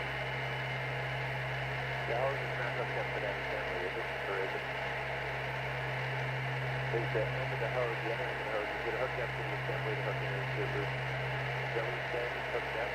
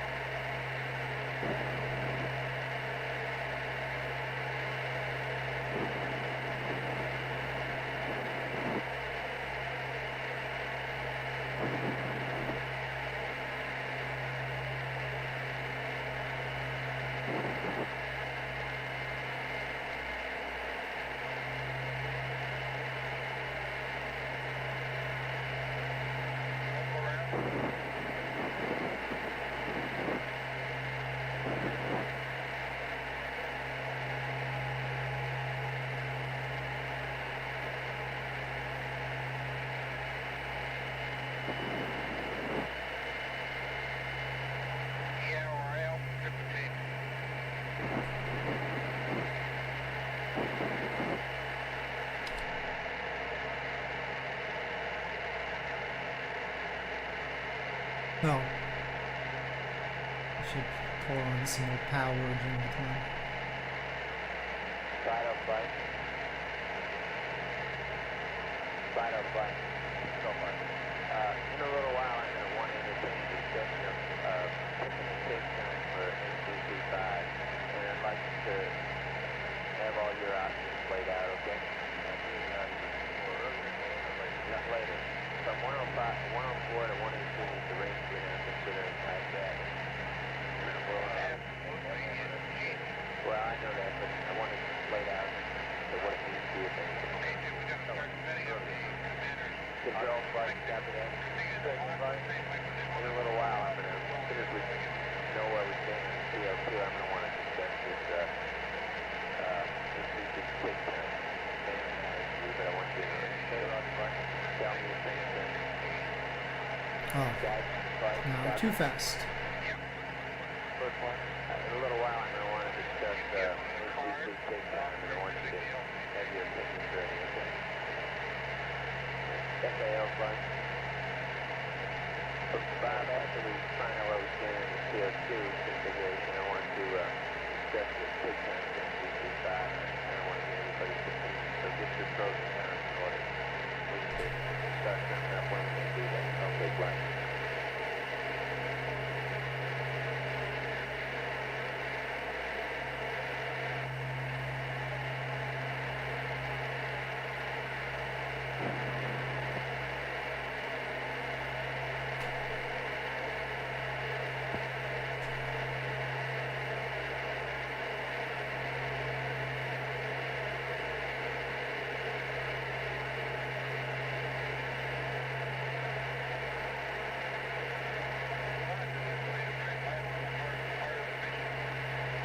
So to get to Portland, it's about 46 more minutes. If we gotta stay down here.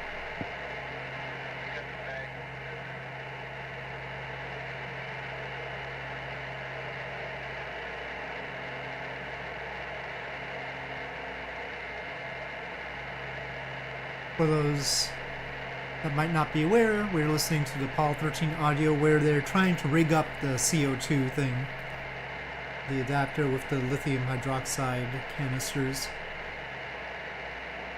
Famous bit. They've gotten the instructions, but it is not active yet. How do you read on flight director's notes? I don't know, you got the last prayer. Okay, that's fine.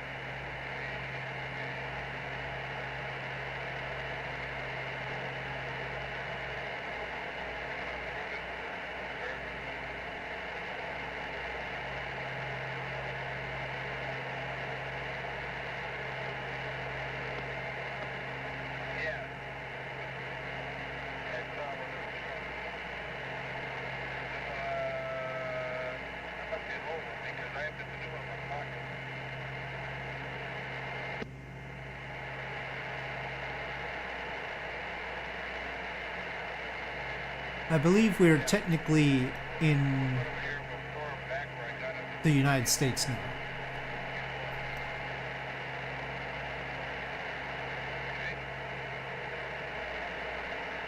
Hello, Aquarius, Houston. Grant. Roger, These Jack. islands in front of us are part of the Pass on to you U.S. and Jim that got a little data priority going today, and going to convene the CPCB, and we'll have you all kinds of good procedures for later on. Over. Okay, thanks, Tom. You guys are really working overtime. We're getting a little coordination down here.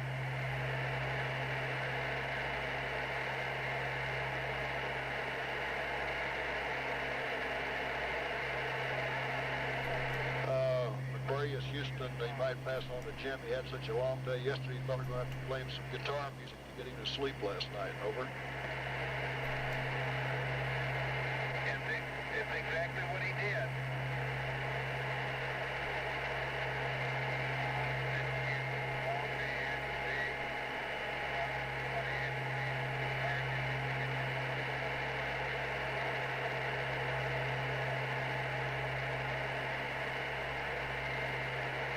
Close by is the Friday Harbor Airport, which is the default starting location in FSX.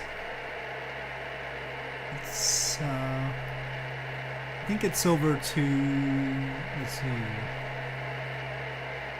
it's over to the right there. I think it's sort of where I'm pointing my nose there, right there. I think.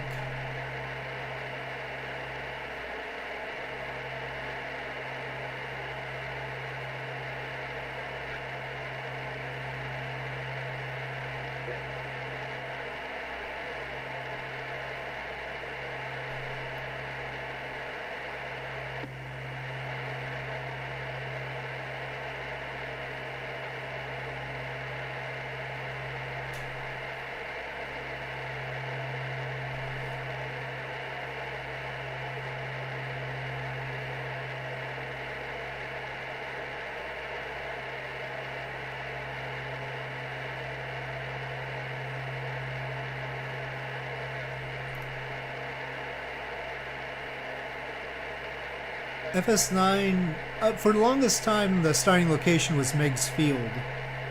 I forget FS9 though. Could have been Friday Harbor too, but I'm not sure.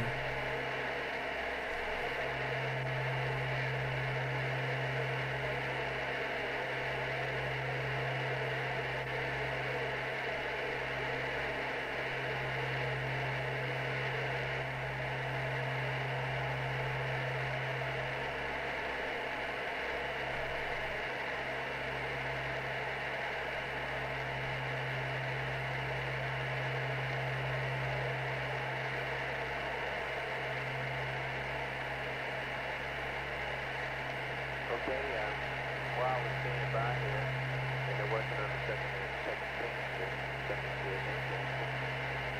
gentleman wanted to talk about the desire to power main gate.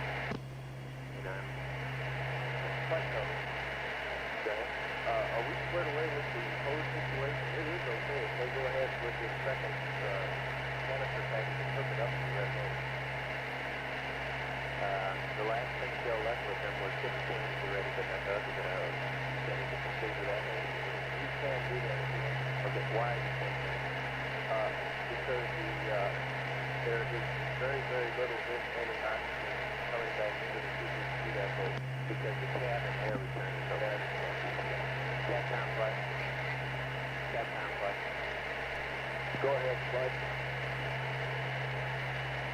Joe, the county guy saying that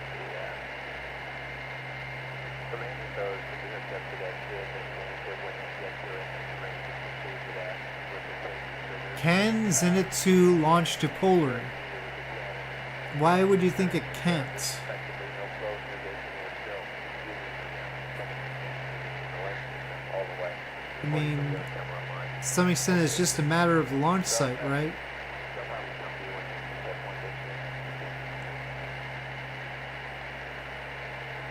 Kind of looks like the Earth has got kind of angled a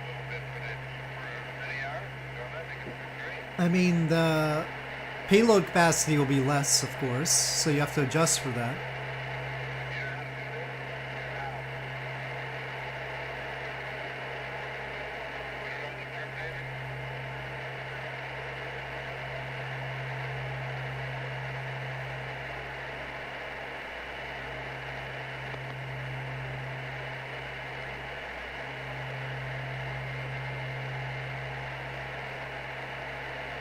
Airport over there is Whidbey Island Naval Air Station.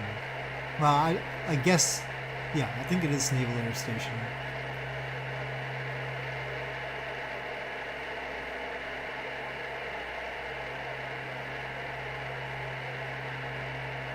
You can spy on California. How antisocial of you.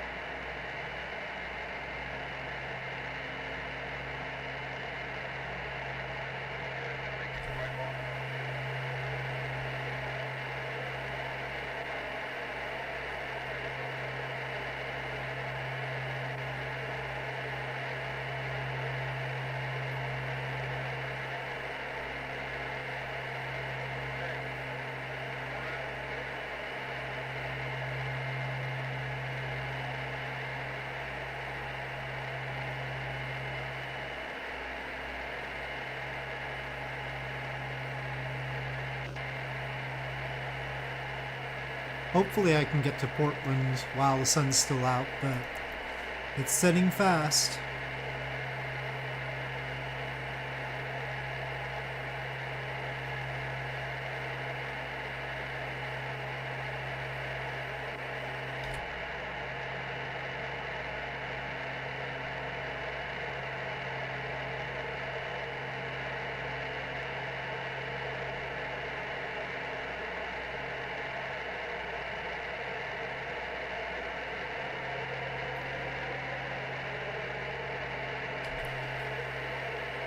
Might have to dip down a little bit more. The clouds are trying to start covering me over here.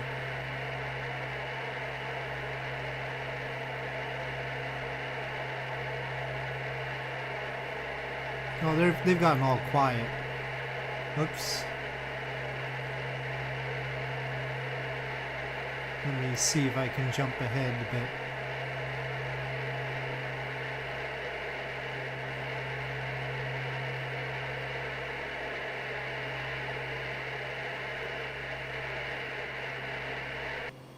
Considering having to activate the battery bus motor switch. It's gone all pink. Motor switch.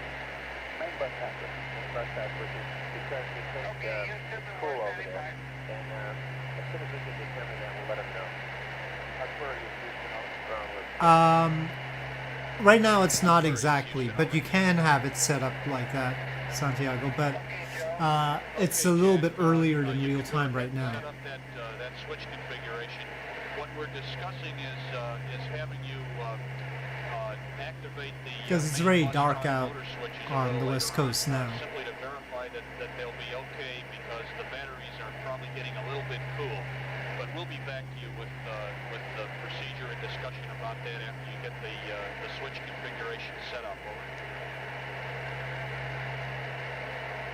Okay, I'm gonna go get the switch configuration done now before I get before Jim goes to bed, so I don't disturb him. You're right. Okay, real fine. You're right. Thanks. Right. Okay, Tony reported that the urgency facility is now 6.5. They're going to get an onboard component. Sorry about might that. want to notify. Okay. 6.9. Okay, I'm gonna give the comm to Fredo now. Capcom flight. Oh, what? Joe, did you get a correction to the suit was part of the CO2 last year? Oh, no, I just tell me by the train there, please. They have seen something that they think just makes it better. Okay. I guess exactly why.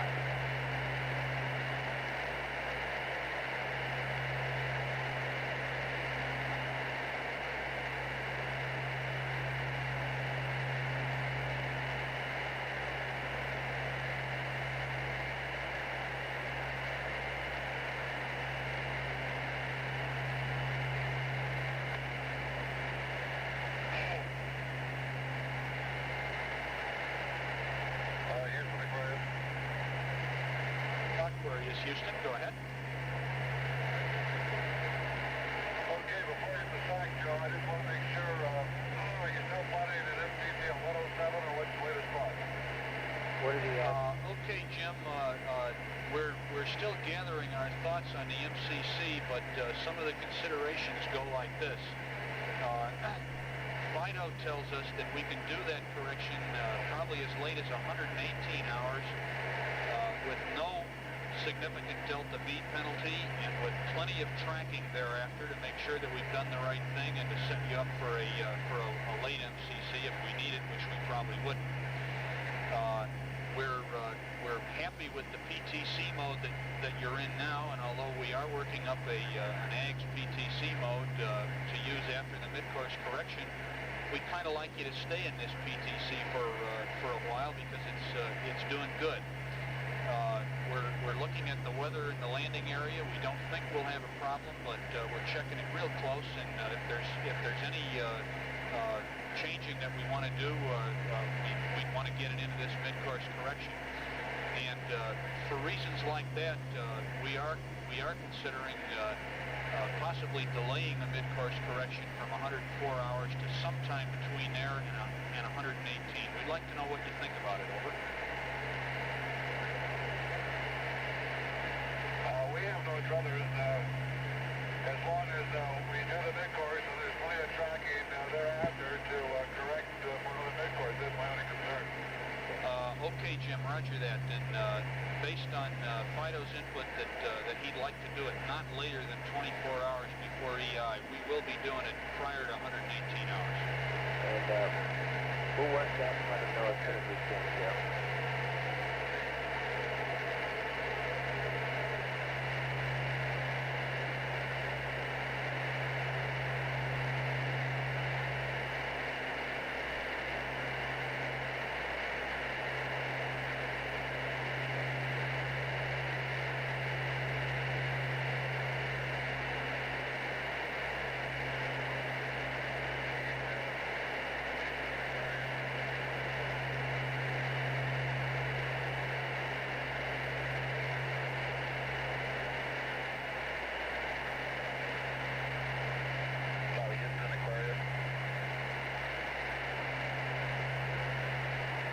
Aquarius, Houston, go. Question, Joe. Jim has been talking to me about how we're going to do this mid-course. And a while back when we went through this power-up, we had pulled the staff control ASA breaker. I was wondering, and we lost the heaters and the ASA. I was wondering how it looks, what kind of shape it's going to be in. Control flight. Good flight. Did you hear that? Okay, stand by it in, Fred. Fred is asking about pull the ASA heater circumspection. Oh, okay. Well, it's down to 38 degrees now flight, and it's going to stabilize at that. We got okay. Okay. We got down here. We got 38 degrees now. It'll be okay. 38 degrees? Yeah, we see 38 degrees in this package, and it'll be okay. Okay. Okay. Let's go to business here. Is what we want to do about this. Battery bus motor. Told that we see 38 degrees in this package, and it'll be okay for the burn. We're massaging the detailed procedures for this burn at this time. We expect to have a real clean setup to eat plenty of time. Okay, very good.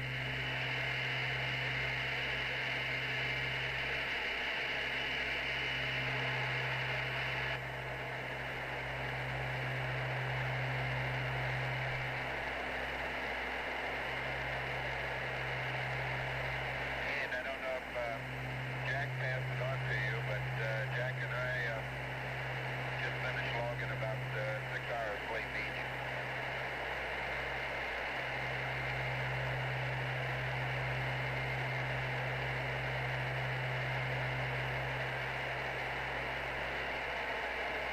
Roger, Fred, copy that. Is it a little chilly up there? Yeah, we've made the mistake of putting up the window shades, which we won't do again. And with this power down mode, we're not generating much heat internally, and it really did get chilly. Yeah, I guess you'll have to generate your own heat in there for a while. Deke says unstow the extra heating. Look, the subject is get these motor switch activated. We're going to do that. We're going to write the procedure, get it written. The question is, where do we do it in Jack's work over there now when he's configuring? Do we wait until he gets all these switches done? That's the problem. Okay, well, would you hurry up then, please? Okay? I want you to get that up there and get it straightened out. That sounds like... Sorry, Joe, but they're coming up on a component light at 6.5 millimeters, and we'll be there in a little while if you want to warn them. So, there you are.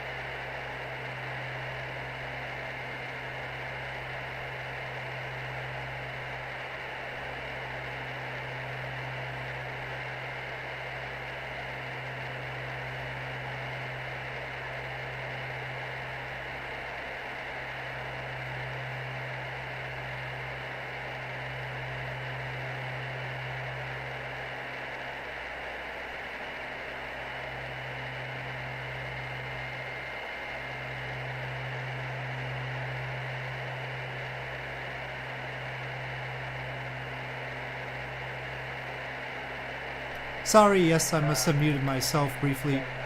Space Needle.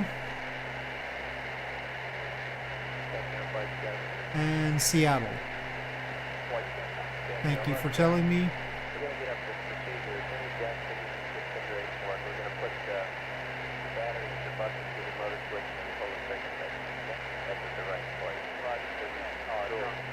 I know what you're feeling, sir. This is Apollo Control. That's a little We're bit. anticipating the start of the change of shift press conference within the next few moments in the Alright, Building 1 auditorium. on to Main Portland. auditorium. Secondly, another thing about finding out is we'll find out that the motor switch is working. The participants will be the Maroon Team Flight Director Milt Wendler one test, and Retro Fire Officer from that team, but we got Tom the guy over there Weichel. now. We'll let him configure. We'll put the motor switch right. Then we'll do what's relevant here in this main Changes feed, in which helps procedure, affect the the motor switch, which I'm more spacecraft interested in. power-up. I have every Yep. Checklist feeling being that the passed button's up by open. Joe Kerwin to the crew. Joe, though, We've had the other no items we have to biomedical do. telemetry in the We are last gonna have several to, at hours some point, operate from the the gears crew, and command module. and there's been no Therefore, report of any today, medication you having have to been work taken into your by the reading crew of schedule. Apollo 13. So I think that's Boeing Field, and then that's Seattle Tacoma International. 90 nautical miles. So, but let's Velocity first do this business. 3,920 feet per second. Yes. Total spacecraft weight 87,942 pounds. All right, get Ecom, he'll want 92 hours 54 minutes. Have you got a We can see Mount McKinley there. Oh, not Mount McKinley, Mount Rainier, sorry. from the lamp? Mount Rainier. Capcom, copy. Capcom, the other thing is that we're coming up here probably within a half hour on the canister work, and I'd like to see how that goes, okay? Right.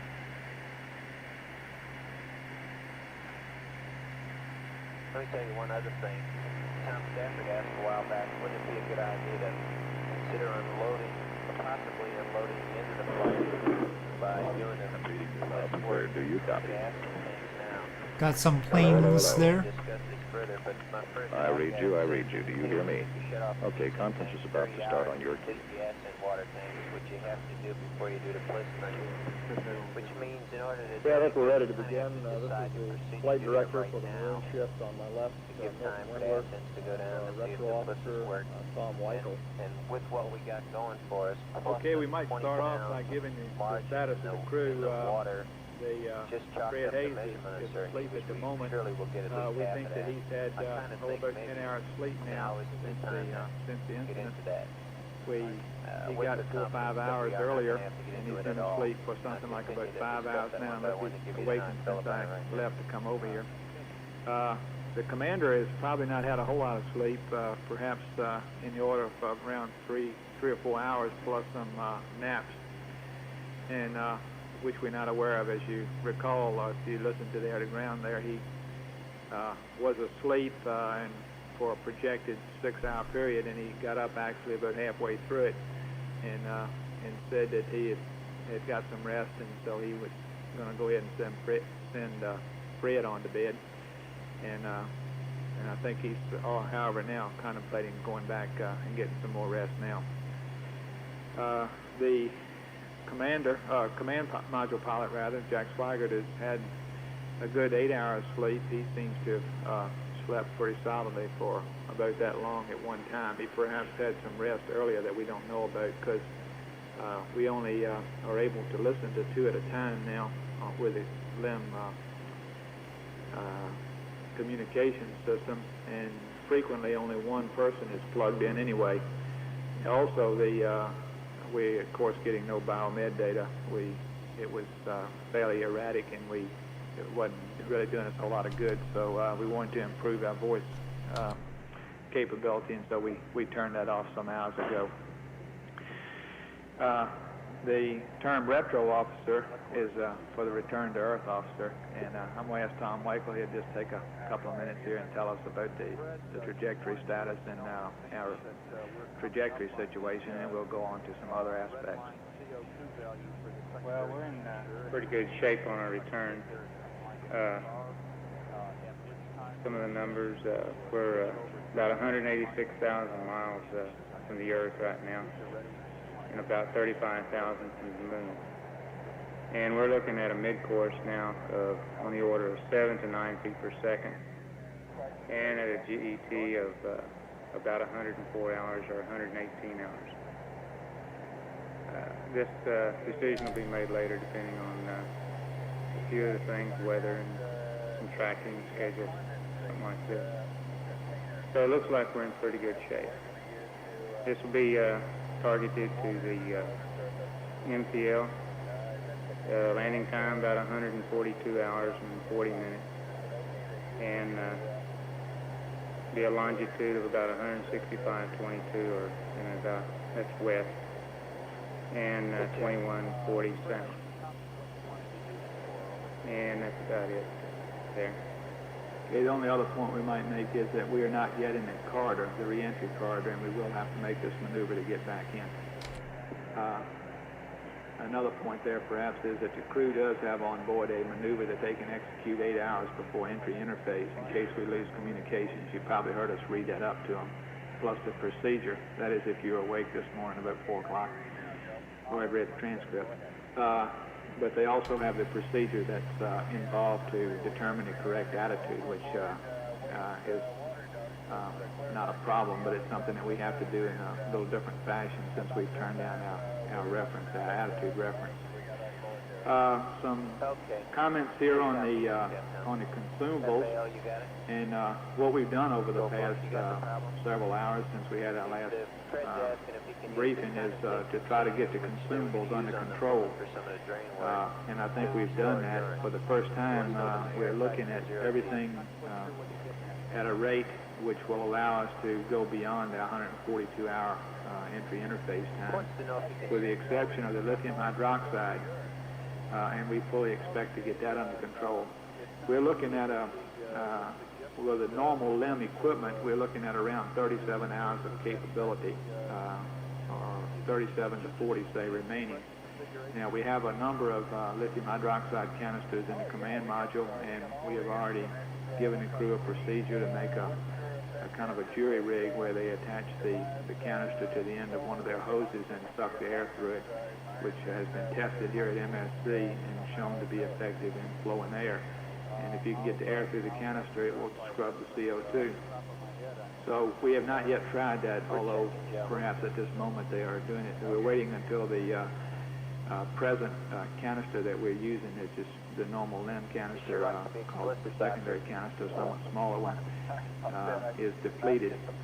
And then we plan to remove that and try this other device. Now, we have 2 alternates, of course, in case that doesn't work. Well, we have more than 2. We can still work on other types of arrangements with the command module cartridges. However, obviously we can put about 8 amps into the Mount command Rainier. module and run the command module suit fans, which will also scrub the CO2 in the same manner that we're using the lunar module fans now. And another option would be to kind of go into a makeup or purge mode where you supply some pure oxygen and kind of blow out the CO2. So there are several things going for us there. However, we do expect this this kind of jury rig, if you want to call that, to work, and we should know that moment in the next few hours anyway. Our next consumable that we've been worried about, the next worst consumable, I guess, All right, call it, Atlantis. is the water supply in the lunar module, which is used to provide cooling for the equipment, including the crew. I had no boiling doubts. water as our method of operation there. And we have 100, this is at 90 hours, by the way, which we're some 3 or 4 hours past Well, now, I think I guess. have to climb a little bit We have higher to 188 get hours, past so those 188 mountains. pounds remaining. And we have gradually, as we powered down the equipment some hours ago and have cooled down the lunar module, the usage rate has gone down gradually from about 4.5 pounds on down to about 2.5 pounds now. And that rate will get us up past 160 hours GET. So we expect to have that, or we think we now have that under control. In addition, there are several alternate methods that we can use to supply water for those tanks, and I won't go into those right now. I've probably already been briefed on those. The oxygen, there's no problem there. We have about 40 pounds of oxygen remaining. We're using it at about 0.3 of a pound an hour, which is the same rate that we were using in the command module before we had the problem with the fuel cells. And that will last us for 134 hours, so that's from the 90-hour time. So that gets us way past 200 and some hours, and we're okay there. The battery power, we've gotten down, since we powered down after the PC plus 2 maneuver, down to somewhere in the order of around 12 amps. And we're now looking at 100-hour lifetime on the lunar module batteries, which gets us out to close to 200 hours there. So we think our consumables essentially are in pretty good shape. In fact, one of the options that we're thinking about now is that we perhaps will have enough lunar module battery power to think in terms of doing some things that we have to do before the entry in the command module. We are able to transfer 15 amps of power from the lunar module back into the command module. The only thing that, or the problem there is that this does go through the main bus B, and we think that this main bus is okay. However, since we had the fuel cell anomaly, we have not tried to put power on the bus. But we fully expect to be able to do that. In fact, the thing that they were doing is I left the control center. They were reading up what we call a kind of initial switch and circuit breaker. The one in front of us there is, command module in of somewhat course, area Mount the St. other day. Helens. And It's nobody missing was its just real peak. sure what the switch configuration is. And so, then people have over sat down to the and left is compiled Mount a Adams. configuration which gets us kind of back to ground zero. And we read this up to the crew, and they will configure the switches. And then from now on, whenever we pass some checklist type procedures, we will be giving them procedures which are deltas from this known configuration. It's kind of like the pre-launch configuration, where you start off with all your switches in a previously set configuration, and Well, you go I from don't there. want to So challenge they're doing Mount that now, St. and as soon Helens. as they do that, the next thing to do would be to go through a relatively simple procedure of applying power. But to it's main gonna be bus B nighttime to at see Portland. if we have, in fact, a good main bus, and we'll verify that. And if we can do that, of course, we can pump power back into the command module. from the Well, realm. we might be getting a close encounter with we it. are considering doing that. Not right now, of course, but later on as we get close to entry interface. You'll recall that there are some things that need to be preconditioned. Command module RCS heaters, for example. How fast are we going? We could go a little faster. As we come back from the moon, we always but verify that we're still they're climbing. either up to a certain temperature or else we apply power to them as a normal procedure. So that's one type of thing that we might do. Another thing is that we might apply some heater power to the I mean, command this could module, climb right over it, but guidance and navigation system. we want to stay low the anyway. The communication system has been holding up very well. You've probably had trouble listening to the air-to-ground. I know I've had trouble myself. However, considering that we're down to about 12 amps of power, I think we're doing very well. We have actually have data on the ground about 97% of the time. So we're able to monitor the systems quite well. We can probably look, this is also an indication that the passive thermal control is going well. We have earlier had monitored, to a rough extent, I guess you'd say, the way it was going by having Fred Hayes tell us the path of the Earth and the Moon as the apparent path as he rotated. And we were getting around a 20-degree wobble at that time. We'll probably see that progress until it gradually gets worse, and I fully expect that some hours from now that we can probably expect some periods where we have no telemetry data for 5-10 minutes at a time, perhaps, while we rotate around until we get back on a good angle for a communication antenna. Right now we're going at about 10 minutes per revolution. We've already talked about the trajectory. The weather situation is, I got it down here as medium. There is a disturbance over in the Pacific. Earlier it was a storm that only had about 35 knot winds, I believe, in it.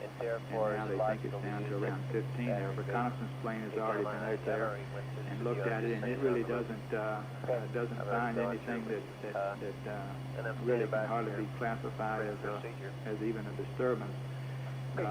We'll send planes out again, but it looks like now that this will be fairly close to our end of mission point, but it's really, the weather is not right now thought to be a very big factor, and we don't see any reason to change our landing point.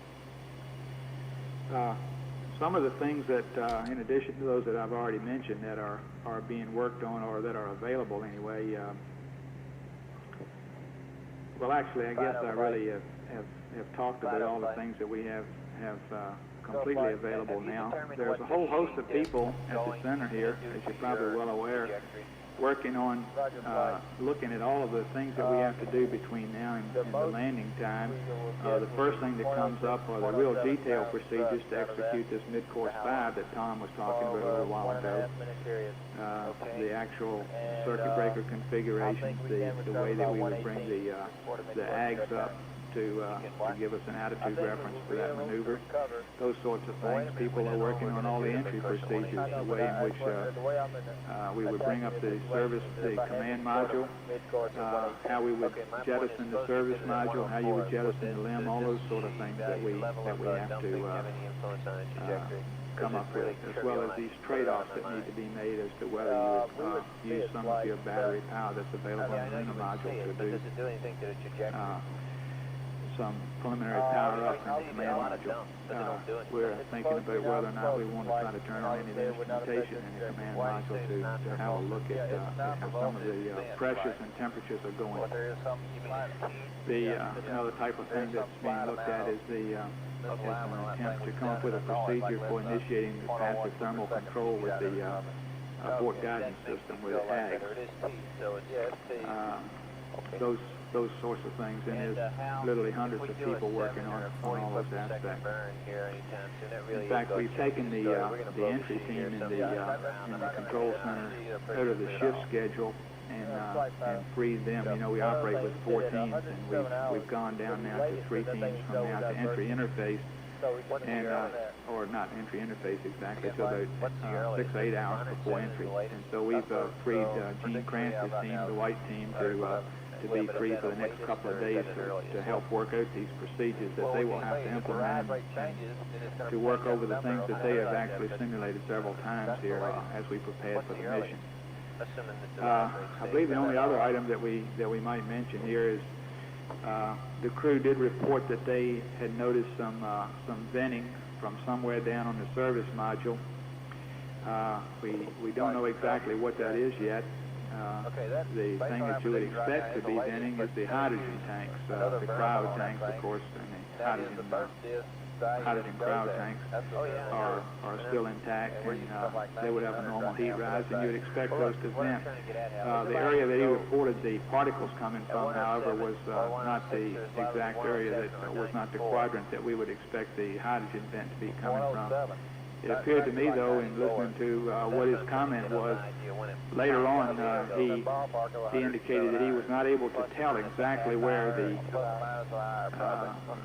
source of the venting was, and so perhaps it truly is coming from the area that the hydrogen tanks vent in, and because of this roll attitude that he has in the PTC, he's not able to really pinpoint it. So it may in fact be the hydrogen tanks. He also mentioned something about a piece of metal that he saw drifting by, a 4-inch square metal. And it's not much we can do about that. We are thinking, as you'd probably guess, we've given him some settings to take pictures of anything that he sees, or whatever that's worth. And we're trying to think of some ways that we might jettison the service module and some attitudes that we might take the command module to get a picture of this area in question during the separation. Yep, a lot of turbulence. It's knocking us all over the place. Promising, and obviously the first as thing we pass by Mount St. Helens. Is be sure that you're doing the safe thing, and so if there's any question about that, why you'd be unable to do it. I believe, Doug, unless you can think of anything else, why that about sums up, I guess, what we've been doing over the last 8 or 10 hours. Okay, we'll take your questions. We'd like to wait until Mike arrives so we can get it on the transcript. John? Milt, can you tell us how and when you might know that the CM canisters are working? What tells them that it's actually functional? Does it get warm, or what happens? No, we have 2 measurements of the partial pressure of the CO2. We have onboard reading plus a telemetry reading, and visiting it well. We would be able to see this decrease. Interesting. Milt, how would you compare the mood in mission control this time as with the last shift that you worked? And I got another question after that. Oh, you do? Well, I don't remember the last shift I worked. It was before all the activity. Reminds you I think it's, from, of Fantasia 2000. Okay. The final bit. No, I don't remember Fantasia 2000 that well. I remember Fantasia, but I don't remember anything from Fantasia 2000, to be honest. Thinking about those sorts of things. The first thing we tried to do was to... It depends on the payload, Atlantis. And of course, before this time, before any incident, we felt like we always were in that condition. So it's kind of a relief to get back into what we think is a posture that is stable, if that's the right word to use. That you feel like it'd be better if the payload finished that off. Situation under control. The other question. When well, you get back Dinosaur to, would have trouble coming back down probably from 1,000 miles high. Are you doing miles now? You have some left in one fuel cell, do you, that you can switch to, or what is the situation there? The fuel cells are completely gone. That's a irreversible process when you latch them, as we did there. We have 3 entry batteries essentially, roughly around 100 amp hours in those. Roy Neal. Total. Milt, I wonder if perhaps... Well, that glow over there is Portland. Perhaps you could go a little bit more into the conditions as you expect to see them based on what you know now, of the command module in particular. If it didn't have trouble coming back down, then something was wrong about its configuration. At the time of separation and for entry. Well, let's take the command module first. I expect to find the command module in good shape. I think we'll find that all the things that are anomalies that we saw as we closed it down are either instrumentation anomalies that are not true ones, or we'll be able to get the bus powered back up again. I think we'll find that system in good shape. And I don't really see any problem in jettisoning the service module. This is more in Tom's area, and I know that they've been thinking about it already. And the thing you do here is you think of a whole bunch of different ways of doing it. And you decide Well, which one is the again, best. getting up there is not Haven't the great decided struggle. yet, since we don't really have to. I don't know if you have any further comment on that, Tom, or not. No, they're still reviewing all the options and reviewing all the checklists and procedures. Excuse me, I'm sorry. Oh, yeah. And you asked about the service module. I guess that's just an unknown quantity. We really don't need to use it for anything now, really.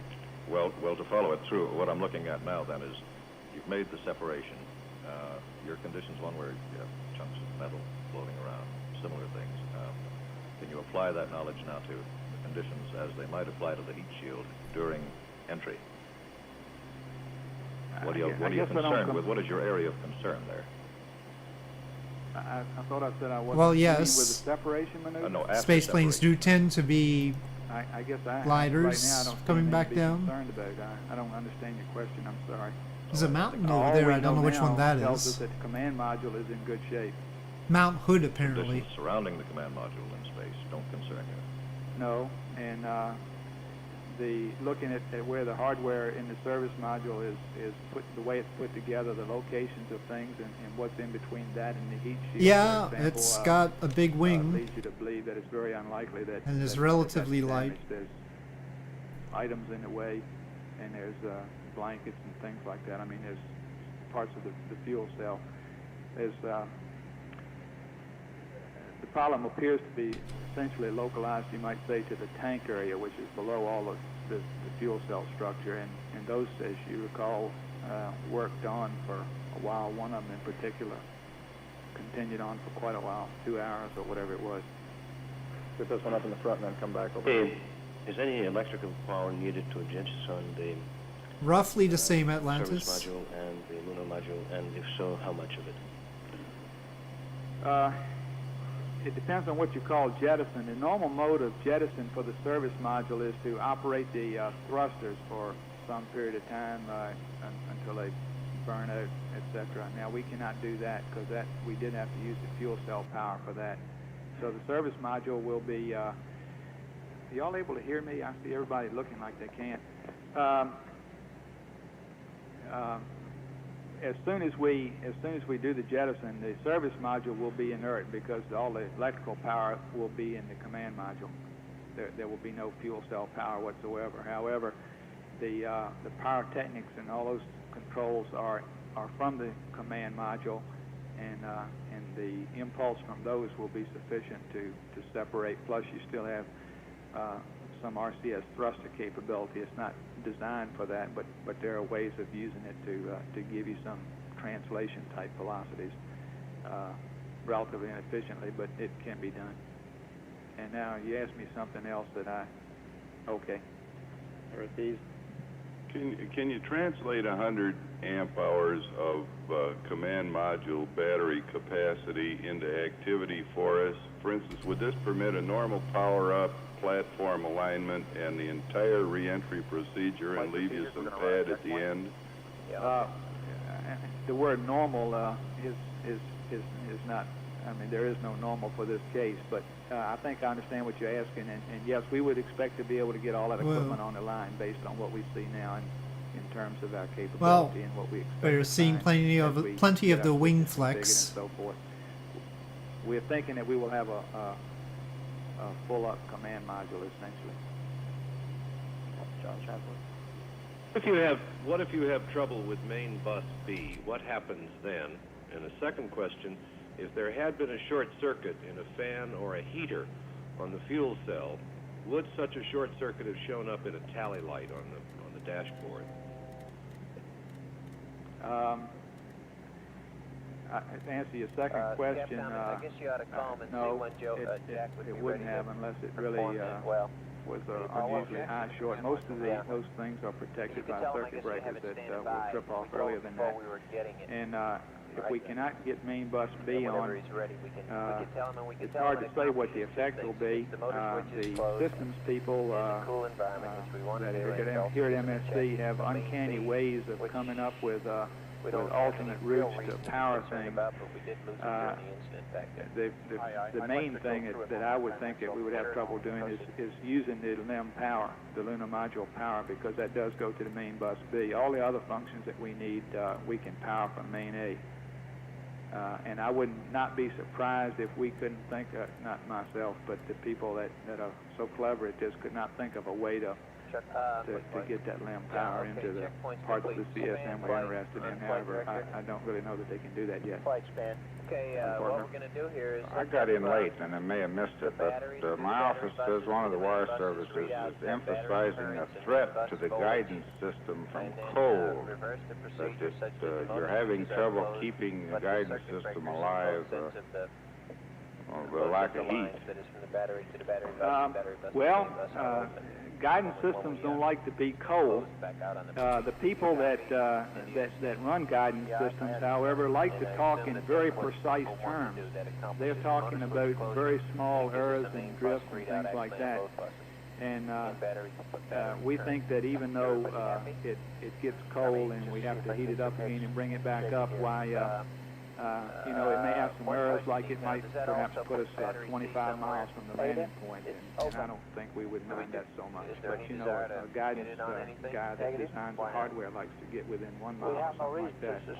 So I really don't think it, to answer your question, really, that... Is it with a motor switch? There is some concern that it's getting too cold, but we think that it's a tolerance type thing, and that actually it'll be usable to us for what we need it for here. Thank you. Down here in the second row. Okay. Can you get a little more specific on the condition of the crew and their health? Are they getting enough sleep? Are they using any medication? Are they eating properly? Is the air in the module and the modules stuffy or good, or is it compared to being down in a coal mine, for example, with medium bad air? I've never been in a coal mine. I don't know. It must not be, though, because I guess maybe in reverse order for your questions there. The air is fine. The flow is good. The temperatures are good. In fact, they even commented they were a little bit chilly up in the command module. So as far as the quality of the air that they have, it's very good. They have. Okay, we have an ILS. Eating. I know Lovell and Hayes talked about they were eating, and so I'm sure that they're getting enough food. That's no problem. And essentially, the situation that we are in allows them to sleep whenever they want to, as you've already probably seen. In fact, someone was asking me about the flight plan, and it's kind of difficult to do that because you say, well, you sleep this long, except you find out that the guy sleeps for half that long, and he wakes up and he feels pretty good, so he lets somebody else sleep. So essentially, we have no constraints in this area to speak of, and they're able to take their rest as they need it. And I think that their condition is they've been tired up until we did that mid-course. But since that time, they've been getting rest, and they will get more rest. And I think you'll see these lines very definite on my little radar there don't make sense to me, considering I can see the airport. They have taken so, medication. At least they've reported none to us. Time to take manual. No evidence is a reason to think that they have taken any. Question on that consumable water. Is there any way that you can make use of the water that's in the command module, which I understand is not a problem, in your thermal control? Yes.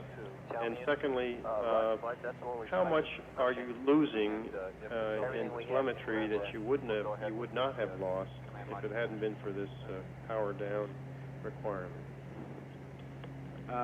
Yes, we can get the water from the command module to the lunar module if we need to. We don't now think that we have to, but yes, we can do it by putting it into the PLIS, the portable life support systems, and pumping it into the ascent tank on the LEM.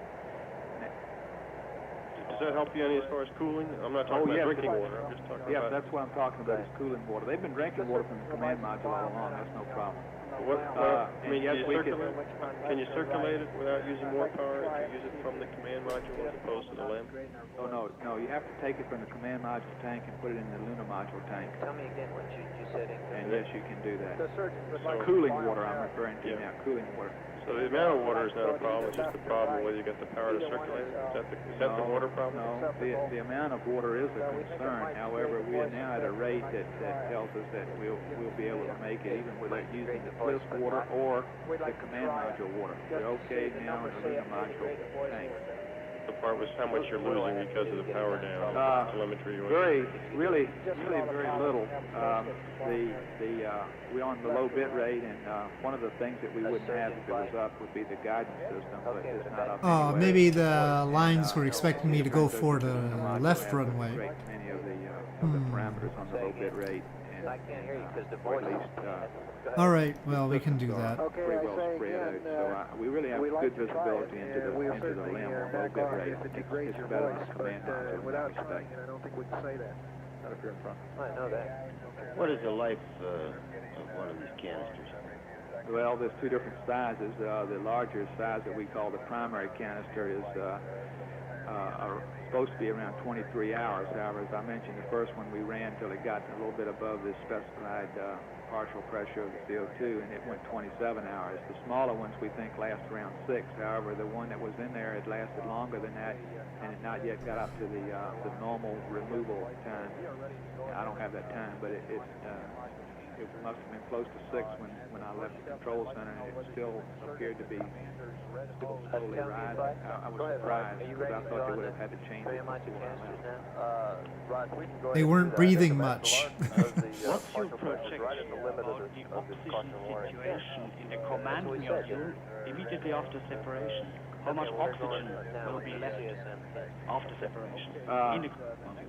You recall that we isolated the command module reservoir, I suppose you could say, at the surge tank. Plus we have the repress bottles available to us. And we have 2 bottles that are fairly hefty amounts of oxygen available from the lunar module, the OPS systems, the oxygen pressurization system, I guess that stands for. Yes, Atlantis. Supply for the lunar excursion, for the bliss. So we actually have ample oxygen for the entry. Get one more right You recall, as a normal course, we lose the command module, the service module tanks anyway, before entry interface. Will you go into couple of the major options you have for separating the LEM and the service module, the major options you're considering? I haven't. No, I really can't do that very well. I think you'd be better off to get that later on in the day at the end of all the activities today. I think mostly they concern the best time at which to jettison the LEM and the service module and perhaps the attitude that's involved. And there must be several of those, and I'm sorry I have not paid much attention to that. And I imagine it's being iterated over and over again. We'll get one more over here, and then we'll need to close it off. How many hours of lithium hydroxide or whatever it is have you got for screening off the CO2 left? And what is the danger level in percentage of CO2? Are you putting them and what is the margin between the number of hours you've got available for scrubbing it and the time of splashdown? Okay, the time of splashdown, I'll let you work out the numbers. The time of splashdown is 142 hours. We have 37 hours available on the normal lunar module systems. So we can try. We have 168 hours of capability in the command module. The danger level is the subject of some debate. We have normally operated at a 7.6 parts per million partial pressure. We have decided that we could go, in the case that we're in, up to 15. And I venture to say that you can probably exceed that. But those are the numbers that we're working with. When I left, we were at 5.8, and we're waiting until we got to 7.6 to change the canister. We had been up to 15 during the night when we let that one canister go for 27 hours. Well, we let it go until it got to 15. We had decided in advance we'd do that. And we switched over to the secondary and almost I can't look at Discord immediately right now, it went down Atlantis. To, I believe it was down to about 6, and then it gradually dropped down to about 3. If you've got 168 hours of capability, then there's no problem, is there? Didn't you say something about 37 hours? I already did it already. Perhaps you missed that. I'm sorry. What I said was that we can't show on the LEM systems yet. We cannot show on just pure lunar module systems that we can get all the way back. However, we do have some winds doing things to me. Just 13 knots, but we have still. yet to demonstrate that. Hello, Although Skylar. we're expecting to do that momentarily. If we do demonstrate that, yes, we will have no problem. But I'm just trying to tell you that we haven't. That's our But it's situation. sort of We've yet to demonstrate it. gusty-ish. Although we have some other ways of going at it besides the one that I described earlier. Thank you very much.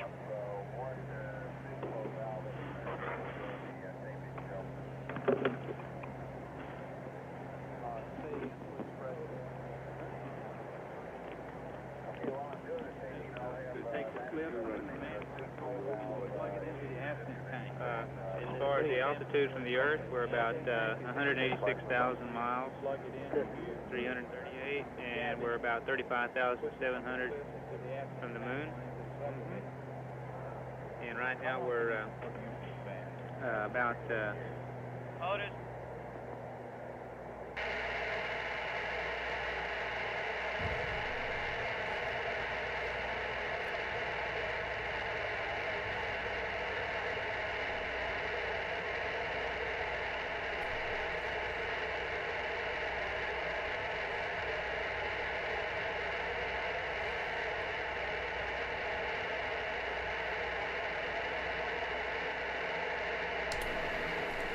Okay, we are here.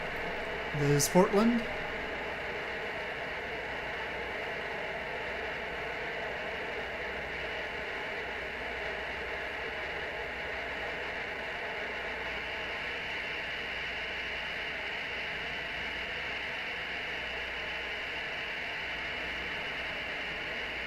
And I'm just gonna find myself a parking spot.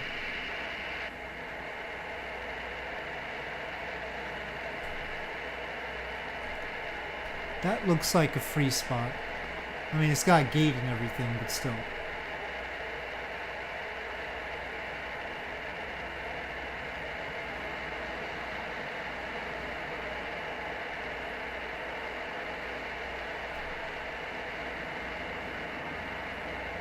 Those lines don't make too much sense to me, but okay. Whatever, Atlantis. Alright. We are done for today here.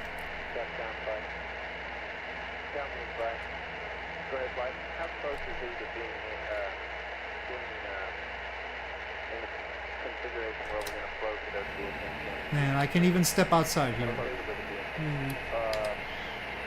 There I am. I probably shouldn't step outside before the engines wind down, but alright, that's that.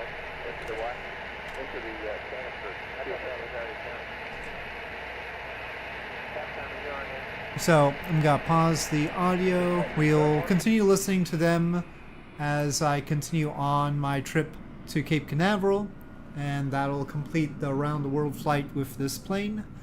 But for now, thank you for watching, and I'll see you next time.